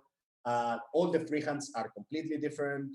All the non-metallics are completely different because they have steel, they have bronze, they have copper, they have, you know, they have different elements that will be treated completely differently. And also there is something very powerful on this, which is Celts or Gauls or like this kind of characters or this kind of pueblos, historical figures. Historical figures, they are super colorful. And that is amazing because normally, and you know, I think that you were speaking about this in a previous episode, that normally the way I deal with, thank you very much for your kind words, by the way, the way I deal with historical subjects, I don't think it has to be painted in a gray mood, you know? I mean, gray mood fits or match really well with certain historical characters. I love that style. I love Mike Blanc. I love, I don't know, like the classical historical style, which is much more mute, is much more, a little bit more dull, you know, more control in a way, you know, it's not so colorful, it's not so rich in terms of tonalities, because everything is more related to, you know, be more moody in a way, to bring in a specific ambience. But the good thing about these ones is that it's completely justified to make whatever the painter wants. So in one hand, we have the great possibility we have to develop so many different tutorials covering so many different topics that it's amazing. It's just one kit that you can learn. If you follow all those processes, you can learn so much about painting that is almost like an encyclopedia of painting in only one kit. That first. That is second, you can paint them in a more grayish, more darker way if you want, but you can paint them colorful. So the people from fantasy, they will enjoy them as well. Third, the way they look like fantasy figures as well. You know, it's something very in between. However, it's completely accurate in terms of historical accuracy, but they allowed you to create, you know, different characters. They could look like almost like barbarians or something like this. And the third thing is, we're thinking that maybe it could be great if we make a contest on the academy. Oh yeah, that's true. And I proposed this to Fernando, and he was happy with the idea. And we are going to, we don't want to say exactly what will be the prices, but the prices will be really tasty. I can promise you, monetary wise, because it will be probably to buy product, but you know, a big price, a very big prices, because we want to encourage the people of the academy or the people that they are not on the academy, that they go through the videos through the QR code. We want to encourage everybody to try to paint at least one of them or the three of them. So it will be an open contest in that way, because guys, you can paint it in any color you want. It's like when you check, normally Fernando is very restrictive in terms of historical accuracy, and we have our fights, you know, it's like, hey, Fernando, I think that, I don't know, like the feathers, they should be whatever, white because it matches better with my color scheme and blah, blah, blah. And in this way, I'm talking from the artistical side. But he's always the guy who tells me, in this area, I'm saying, you know, something random, like in this area, there were no eagles with white feathers, so cannot be, or whatever. Or they had, yesterday I told him, I like him better without the sword for the boxer, because for my painting purposes, it's better to have more contrast in that area. He told me he has to have the sword because he's a leader, because blah, blah, blah. So what I mean is, even though you have specific targets, but the starting point is so wide and open that you cannot believe it. Because when we have the first meeting, speaking, normally we have a meeting, or we speak through WhatsApp or whatever we call each other, to speak about how they will look like. It's like he gives me total freedom, but obviously if somebody has to wear a red cloth, it's a red cloth, you know, you cannot invent it. Then you can put it inside of the ambience that you would like, you know, or create the kind of effect that you want. But normally it's more specific. In this case, he gave me like, I don't know, like 5 different ospreys, plus many different pictures saying, okay, well, basically they can dress any color, any pattern, you know, any freehand, any drawing, you know. So they are super versatile to learn.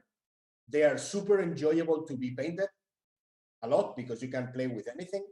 And then, sincerely, I think that the whole squad looks super powerful. You know, imagine this in a contest. This is like, boom, in your face. Yeah. It's very powerful and it's very brave, because normally the companies, they don't take that risk. They release one.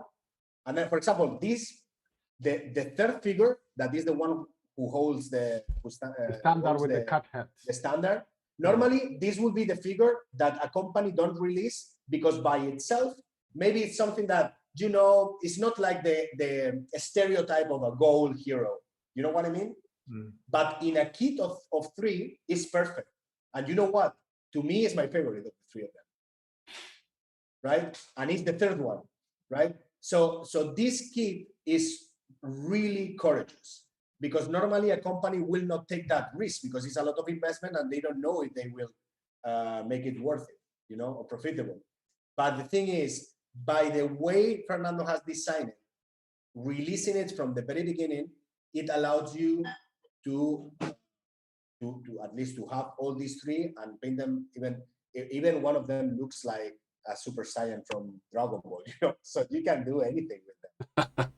Yeah. Let me How much something. are they? I mean, I guess that the good thing about this kit is that there is a good exercise to be had here, that is trying to make a scene in which every element works along the others, correct? And that is an interesting exercise. Yeah, I think that you will agree, isn't it, Alfonso? Mm-hmm. Yeah. Because, I mean, normally we paint individual figures, right? And this is a complete different thing. Obviously, you can choose to put every figure in a single plinth, and that's it. Because at the end of the day, they will be available separately, correct? But there are not so many. This is a big net. This is what we classically will call a big net. But the particular thing about it is that it's not made with figures. That is the thing that you see used for big nets. It's made with bust, and it's pretty much uncommon. This is something that I particularly like, And also from the perspective of a painter, when you paint them separately, I mean, you can paint them separately and then put them all together, like in a display in your cabinet or in a contest, and it will look very nice. But if you follow the videos, you will see how I deal with figures that have been painted separately, but that at the end, they have to be part of the same picture. That's what I meant, exactly. And that is super interesting. Yeah. Because normally you don't have this possibility unless you are painting a diorama of a 75 mil or a 54 mil. And what happened that in those 75 and 54 mil, you don't have enough space to play so much with effects, textures, ambience effects, light, different light sources or bouncing lights or whatever. So now my challenge is very cool, because you will see my challenge in the same time I am doing it. You know what I mean? So you don't have any room to make mistakes. Exactly. Well, in terms of, we've obviously got a painted photo that we're going to show in a minute. But before we move on to that, can we get some information about the scale, the price, who sculpted it, before we look at the painting? Okay. Let's talk about the. I sent Jamie before some breakup of the whole kit, so you can see the pieces. Keep in mind that this set is composed of 31 bits. 31 different parts. Correct? That's a lot. I don't know how we managed to make it fit inside this. And the thing is that. Well, the sculptor is Ramon Martinez. He's a really talented guy from Spain, from Seville. He's actually some guy that we could say he made some work with Andrea in a long time ago. But we could very well say that it was some sort of discovery, and most of his sculpts, we have done it with ourselves, and we are so happy about it because we love his work. You might recall one. We did another one previously than this one, a trio of bust that they were Romans. Have you seen that one? It's in our catalog as well. Mm-hmm. It's a Roman signifer, a centurion, and an optio. He made them, but in that case, it was Mark, the one who painted them. Okay. The thing is, he made a very, very, very well job here, and we are really, really happy to count on him. Yeah. So what's the scale? The scale is 1/12. I mean, the good thing is that, as you can see, this pass, some of them are like from waist up. Yeah. So we like to do stuff in 1/12 because it's not so big, actually. It's big, but not crazily big. If you do this in 1/10, it tends to be a bust. It will be a bust like this. But in 1/12, it gets a bit more manageable, So it allows you more. It gives you the same room for. It's quite handy to be painted. Yeah. I mean, there are parts that... Okay, wait. Stop talking. My headphones run out, which means no one can hear you. So one sec. Beautiful. Is this Lionel? Are you filling me in on what's happened? Perfect. Right, and hold on. Right, we're back in the game. Say something. What happened? Sorry. Yeah. Hello. Perfect. Yeah. Good. Okay. So sorry? In terms of price, how much does this set cost? Wow. This one, I'm going to give you the quote of how much it is with the discount, because I think it's worth to know. Okay. I mean, for this set, we have set. Keep in mind that it's a limited edition. The set. I mean, there's only 100 kits of this one available. And I have to say that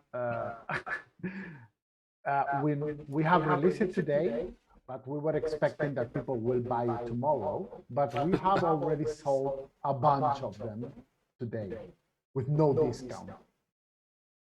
Limited edition. That's what it does to you, baby. I don't know. So okay. We think that we are going to be able to solve them probably quite soon.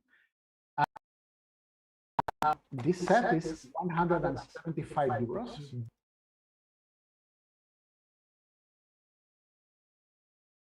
One sec. Say that again. Say that now again. The price. Okay. This set is 175 euros, normal price, VAT included. Okay. Without the VAT is 144 something euros. And on top of that, apply 20% discount for tomorrow. Yeah. I think so it's like 110 euros in the UK, isn't it? 170 euros, something of this. Well, it's really cheap. It's very cheap for the amount of resin it has. It's really cheap. And the kind of project it is, sincerely.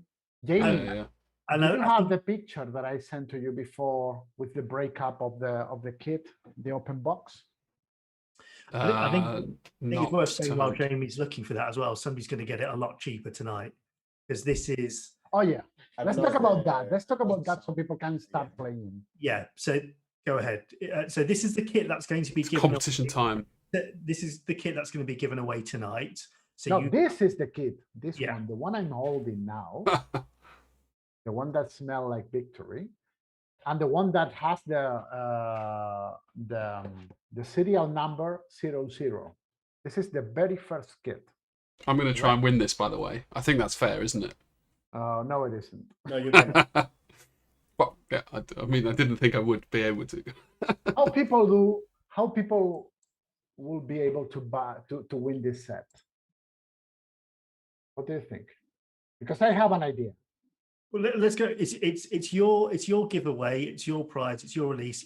I think it has to have to be with some sharing participation or something like this. Oh yeah, that's some hashtags or something like that. I mean, if you want to participate and you want to win, you have to like our social media. You know, both this channel and Fer Miniatures social media. But there has to be some rules, and I have thought about some game that I always like. That game. Oh, look at that! Look at that picture. Now, but I'm going to explain the game first. The game is called Caption This. Okay, so you have the main picture of the three guys with the dog, and you have to put a caption to that image. And the funniest one, and we are going to choose the funniest one, or maybe it's the one that we are going to laugh the most at, is the one who is going to win. What do you think?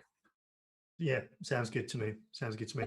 We're getting some surprise in the comments. Somebody said, "What? Wow, we can win this tonight." Yes, you can win this tonight if you put in a funny. Well, we've got 5 minutes. That's what we're going to do.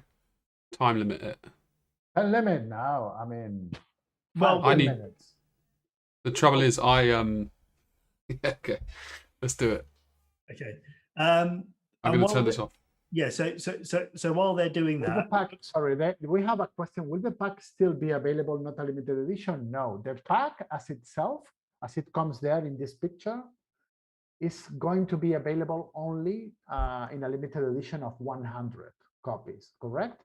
After that, we will have available the separate figures. You know, that will come boxed and that, but it won't include the dog. It won't include the QR code for the Mini Art Academy. And obviously it will be a different price because you will be buying, you will not be doing a bundle. You will be buying them separately. Makes sense. Just to point something out is basically just from my side, apart from the price, this doesn't affect me in any way, you know, so I don't earn money from that. I just think that it's a very good price for them. I mean, how big is the kit, the 3 figures, the rotten heads, the dog, you know, like how many different elements you can play with. But also, just to point out the price of the QR, you will have access to at least a minimum of 8 to 12 videos for free. So this is already, that's a lot of value there. Exactly, because it's like it will be done. The QR is already created, so if you enter now, you will not find any video because it's just a space where we are going to be uploading the videos, obviously, and those videos will be uploading in the time I am painting the figure, right? So you will have two different kind of videos: the ones that are explaining specific topics, how to paint, let's say, rotten heads, how to paint fur, how to paint non-metallic bronze helmet, whatever. But you also will have a kind of like journey. Journey is the word? Is it journey? Yeah, sure. Why not? It will be an insight, to your like an insight on how I have painted the whole process, and then how I have put them all together. So this normally will have a price of, I don't know, like 3-4 months of the academy. So at the end, the total price, if there was no discount or not a special offer, this would be like around, I don't know, 200 and something euros, 220, 230, something like this. So at the end, if you count all those discounts, I think that is a great opportunity. If you like the figures, obviously, if you like the figures. If you don't, then it's not. Obviously, if you don't like the figures, don't buy them. If you don't like the figures, there's nothing to be done here. I'm just. Why are you watching this? I'm just going to cut in now because Jamie needs to go. So, Jamie, before you go, will you be able to put the painted picture up of Alfonso's piece, and then we'll be able. I'm allowed now, yeah. Oh yeah. Let's show that because it was supposed to be a surprise. Well, it is still a surprise. Just everyone's seen it already. Nobody has seen it. Yeah, let's pretend nobody saw it. Yeah, so I've got to go, but I'm going to leave this running, obviously, and you guys have got the comments there already in your phones. Can you leave the other? I mean, let's show this one for a sec so people can see the kind of work we are talking about when we put Alfonso in charge of the paint job. Yeah, but it would be better if you leave the other one, the one with the free pass, so people can get inspired to do the caption. Absolutely. That's the one. That's the one. But hey, I mean, we're talking about a serious business here. I think that the painting is going to be amazing. All I'm saying is after this, Jamie's going now, so we won't be able to go back to the painted picture. Yeah. So if you guys quickly take stock of what that image looks like, go onto our social media, that image is there as well. And then if we move to the painted picture, then is that what you want to? Do you want to leave the painted one on? Yeah. Am I allowed? Because obviously I want to. I can try and put them side by side. Yeah, guys, we are getting some captions already, and they are quite fun. Actually, I think it's going to be difficult. An example. Can we start talking about the captions? What do you think? Right, guys, I'm gonna love you and leave you. Okay. and when this does finish, Jamie, and we go out, this is all off-air chat happening on air. We just leave the call and the stream will end, will it, or will it just? No, it will just carry on going. Yeah, but that's fine. I'll remote into my thing and stop the stream when you WhatsApp me. Can you enable my permission to share my screen as well, Jamie? Not really. I can enable the permissions, but I can't set up the screen OBS to record your screen easily. No, but I mean, if I share my screen, people won't see it. I just want to share my screen because I have more pictures, and maybe then we don't want to see your holiday pictures. No, the issue is with it. No, the problem is if I share, then I have to set up a whole new scene on no worries. OBS. Okay, forget about it. Yeah, that's the issue. Right, sorry guys. Let's check some captions. Shall we? Health Lives Matter, Segismundo, and that is a cool one, because if you think that these guys are about to get completely destroyed and captured and sent to slavery, yeah, that makes a lot of sense, but it's a bit serious, I think. What do you say?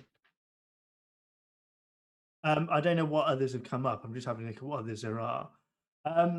Is it worth just having a quick discussion about the paint job that we've got there now? It gives people a bit more time to enter. Okay. Yeah.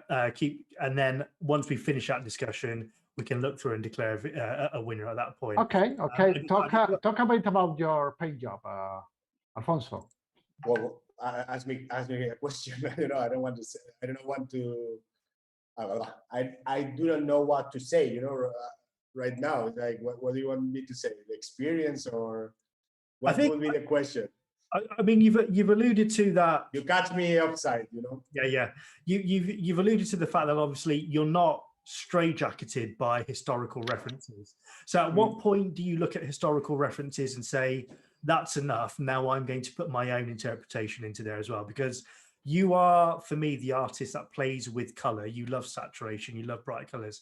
At what point do you go, that's enough for me, I'm now going to follow my own line and put it, because once again, your golds here are very colorful in comparison to the way they are rendered by other historical painters. The reds you've used are a lot more saturated than I've seen in other historical painters' interpretations. Well, normally I'm a guy that does what he wants, and this is something that if any company wants to work with me, they must know that I will always do what I feel is right in terms of my own box art. And don't get me wrong, obviously I have to follow some guidelines, and if Fernando tells me that the food has to be in a certain way or the pattern or something like this, I will do it, but there will be a discussion for this. I'm not in this case an easy guy. That let's say that it's a copycat or that just translate a specific color scheme that has seen somewhere and then paint in that way. I always try to. I don't think it's something conscious, maybe, but it's just that I need to enjoy what I'm doing. And in this case, these were perfect because they are so colorful that they allowed you this from the very beginning. It's not something that you have to defend by doing a specific ambience or whatever, because people have some really, they are confused in terms of how historical has to be painted. First of all, they don't have to be painted in a specific way. That is bullshit. And second, in the historical range, the historical side or style or whatever you want to call it, colors exist in real life. But with these guys, it's even easier because these guys are colorful already.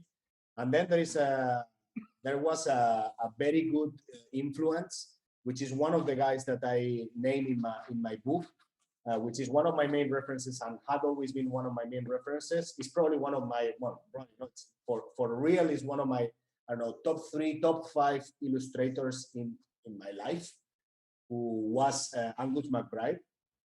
He's probably the best historical subject illustrator of all times, in my opinion. And the guy is very colorful. And it was a sentence I wrote to Fernando a couple of days ago when I showed him those pictures.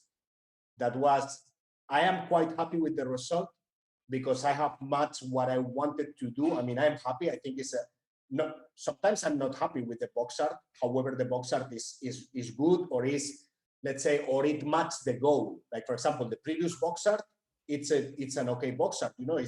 It's a good box art. It's a professional box art. The previous one, the English guy, whatever. But I don't like it, especially because I couldn't try things with it. I didn't feel comfortable in the whole. I was not in love with the subject. So I just painted in the best way from a technical perspective.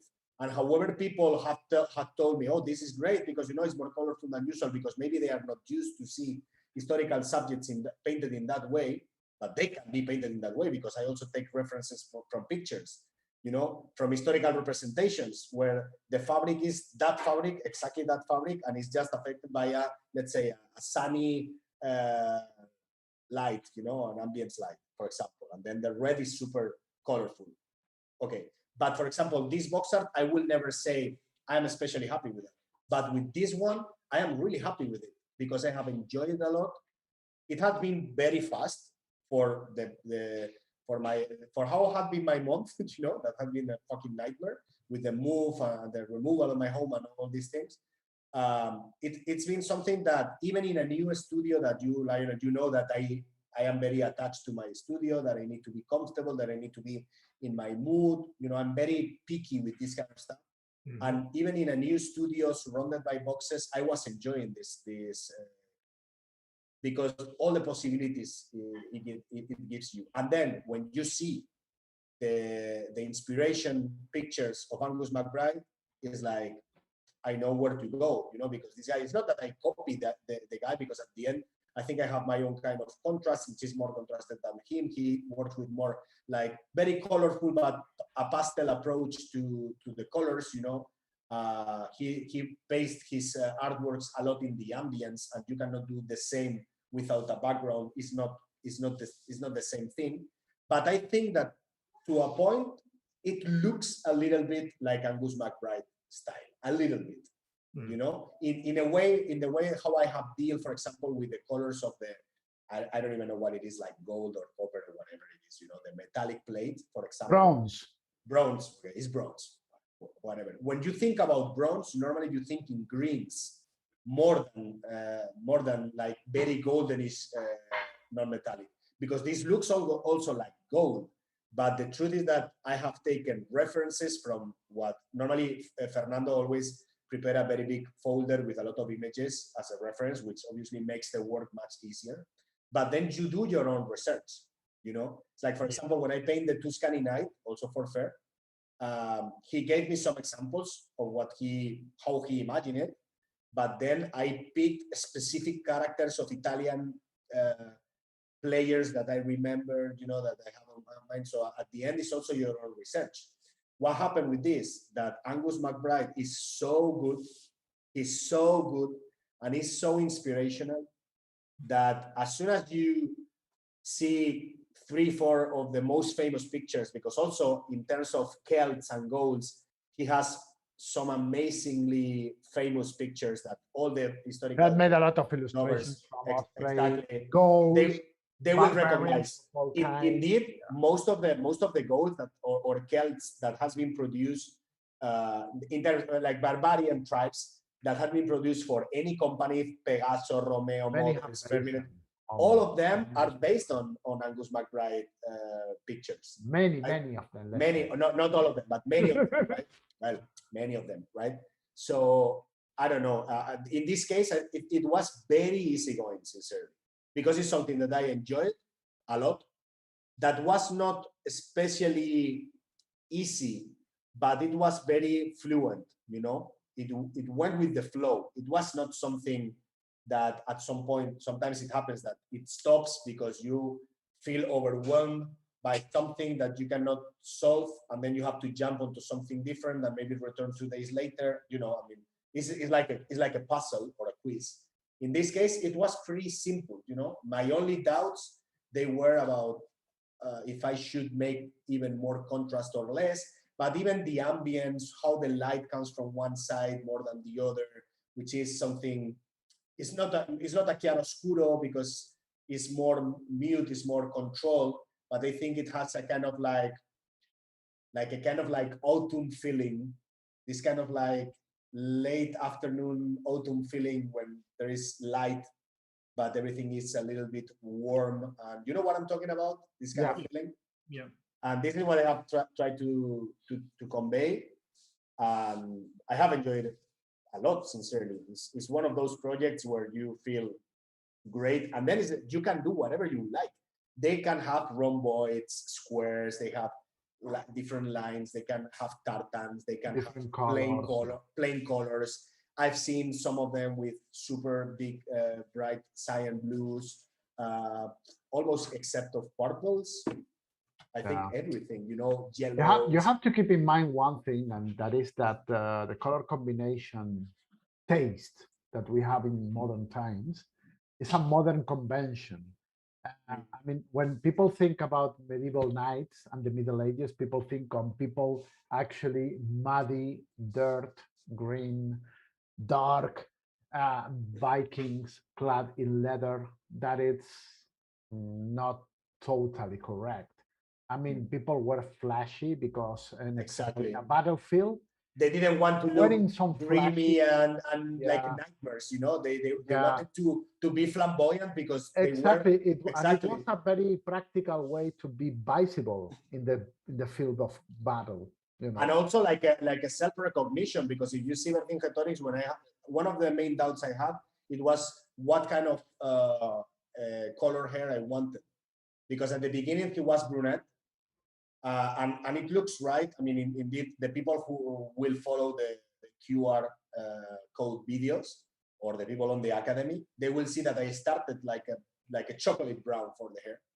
And at some point, it was a good contrast. It worked. I could follow that way. It's much simpler than painted blonde, because you know blonde is difficult to do, especially when the hair it has so many. Because this is not a flat hair that you can draw. It's a hair that it already. I mean, the sculptor has already decided something. You know. So for those kind of sculpt works, it's always better to work with dark colors. And in this case, I opted for the opposite, because I imagined him before the battle. And it was like, imagine him, you know, like placing his chest plate, super golden, like boom. All that was very well polished. All the cape, you know, the blue elements, you know, like, and he was looking at the mirror like, yeah, he's almost like a trap singer, you know, like he wants to, yeah, he wants to be distinguishable. He wants to be different than the others. And suddenly with his blonde hair, you know, the air is breathing, and then he put the helmet on it, you know, and all the combo is super flamboyant, because it's like it's blown. He is, you know, I think it's very attractive as a not from a sexual perspective, you know, well, it depends, no, but it's very attractive because it match, you know. Is I don't know. I think it's a great opportunity to play with colors, sincerely. Yeah. And like you've already alluded to as well, it's all of them together, but that one as well is a great bust to learn so many different textures, materials. You've got wood, fur, cloth, armor, hair, obviously flesh as per normal, feathers. So in terms of an academic thing, it's a great bust to be able to pick up as well. My phone has died, so I can't see any of the comments, Fernando. So it's down to you now to select your favorite comment. Why don't we do something? Let's read and comment some of the comments, and that way we can sort the whole thing between the three of us. Sounds good? Okay. Yeah. Okay. Well, like I said, my phone, which I was watching the feed on, has died, so I can't see the comments. So you propose your favorite comments, and then between the three of us. Let's start from the beginning. There is someone else here to say who said.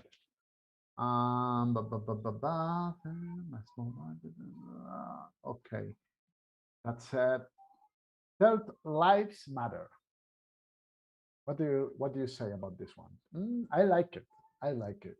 I'm not going to vote. You're not going to vote? No. Why? Because I want to keep my. I don't want to laugh. My beautiful prestige alive. You know. You're allowed to laugh. I don't want to put the recognition of the people on risk. You're allowed to laugh. Okay, what? I mean, I allowed you to laugh in this project. No problem. You have been. Well, I mean, there is Joe Borrelli who is saying trick or treat, and I think that this is really funny. Which one? Trick or treat. Oh, that's good.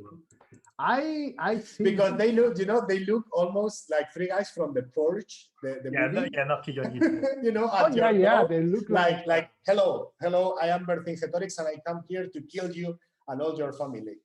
Thank you very much. Yeah. Either that or you give us candy. Yeah, why not? Yeah, that sounds good. Also, we had. Does anyone remember where we parked the car? I like that. I like this one too. That's good. That's good. My question is that in my mind, the one who says that is always the dog. What do you think? Well, the dog looks a little bit like one of those puppets that are like.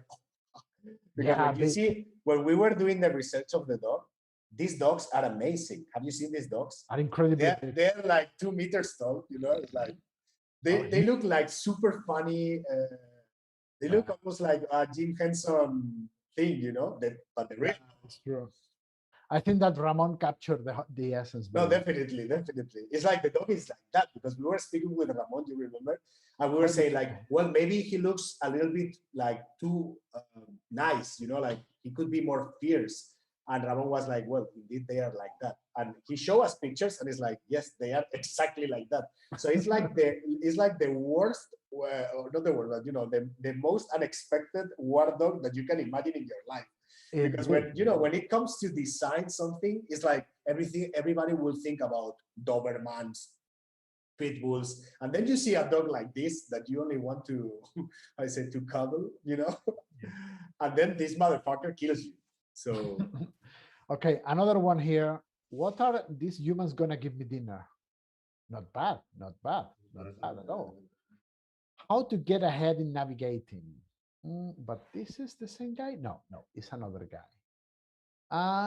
My caption is, let's go add Jamie's head to the head pole. What about that?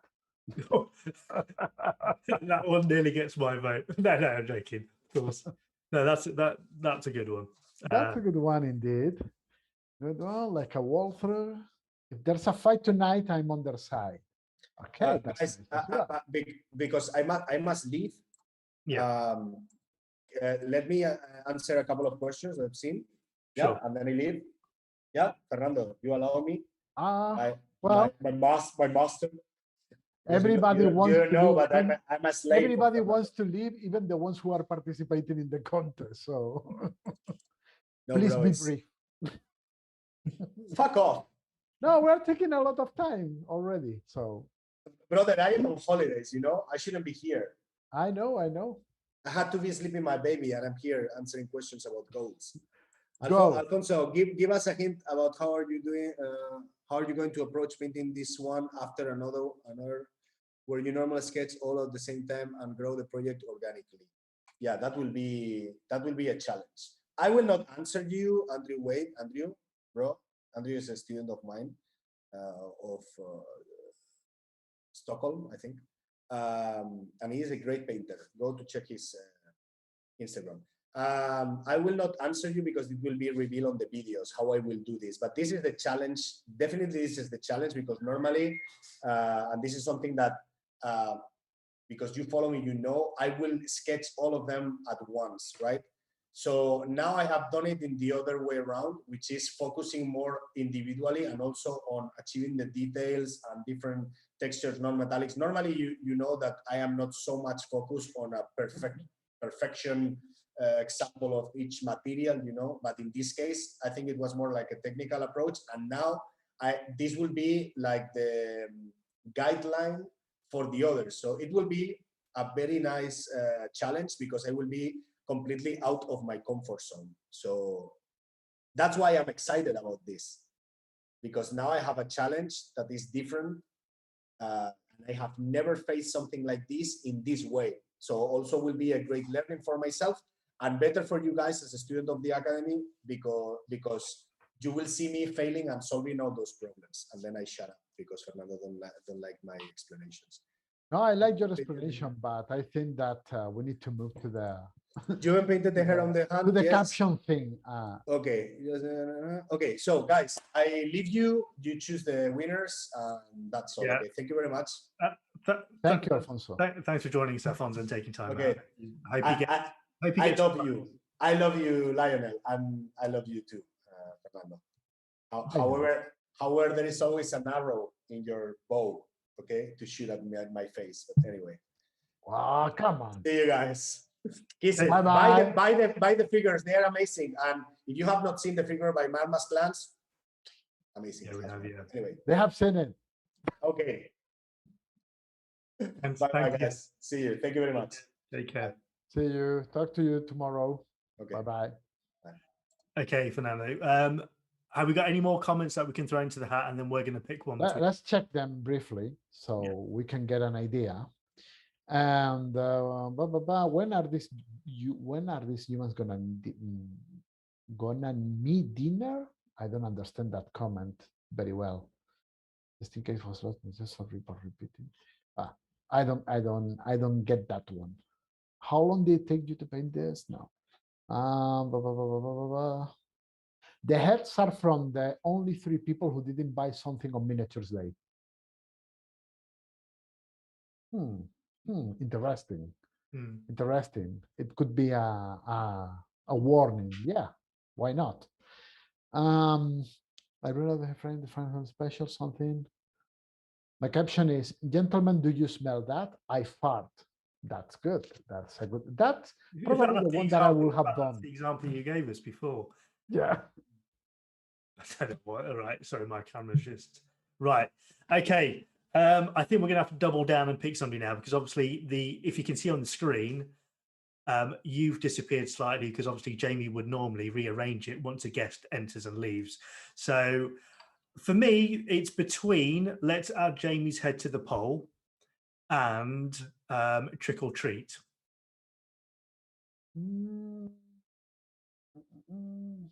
Let's say trick or treat. Why not? Let's say trick or treat. So I don't have the username there. So do you want to announce the winner then?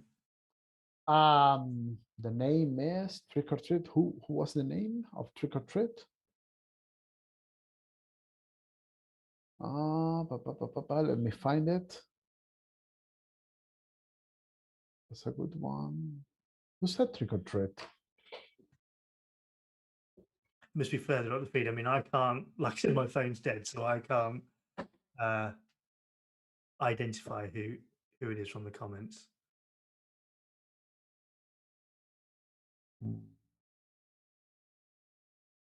Let me see.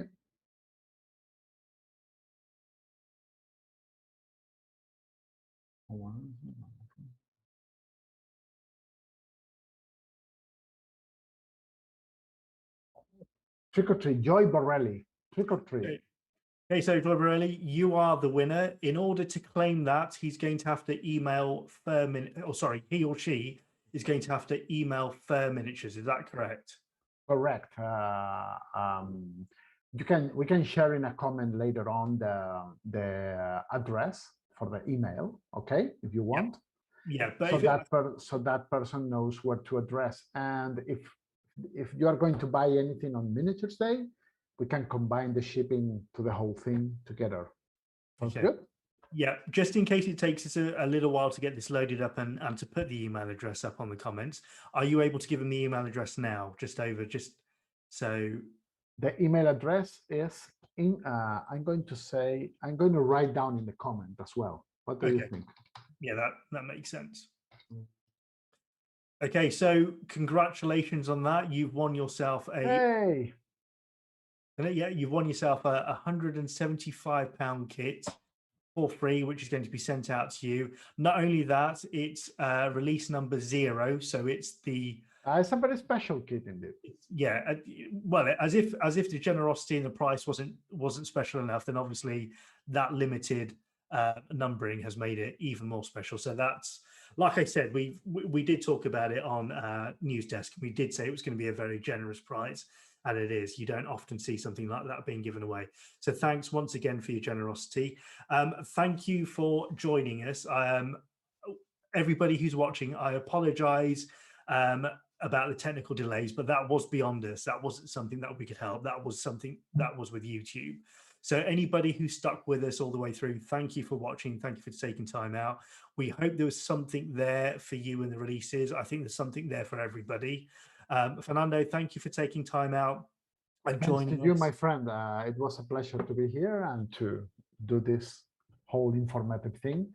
Just want to add that see you tomorrow at 10 a.m. Spanish time. That's when the Miniatures Day will start and the discounts, and brace for impact. Okay, brilliant. Thanks again, once again, and thanks again to Alfonso and Mark for joining us as well. It was a pleasure to speak to them. Hope you enjoyed the stream, guys, and we'll catch you next time. Take care. Bye-bye. Bye-bye. Bye.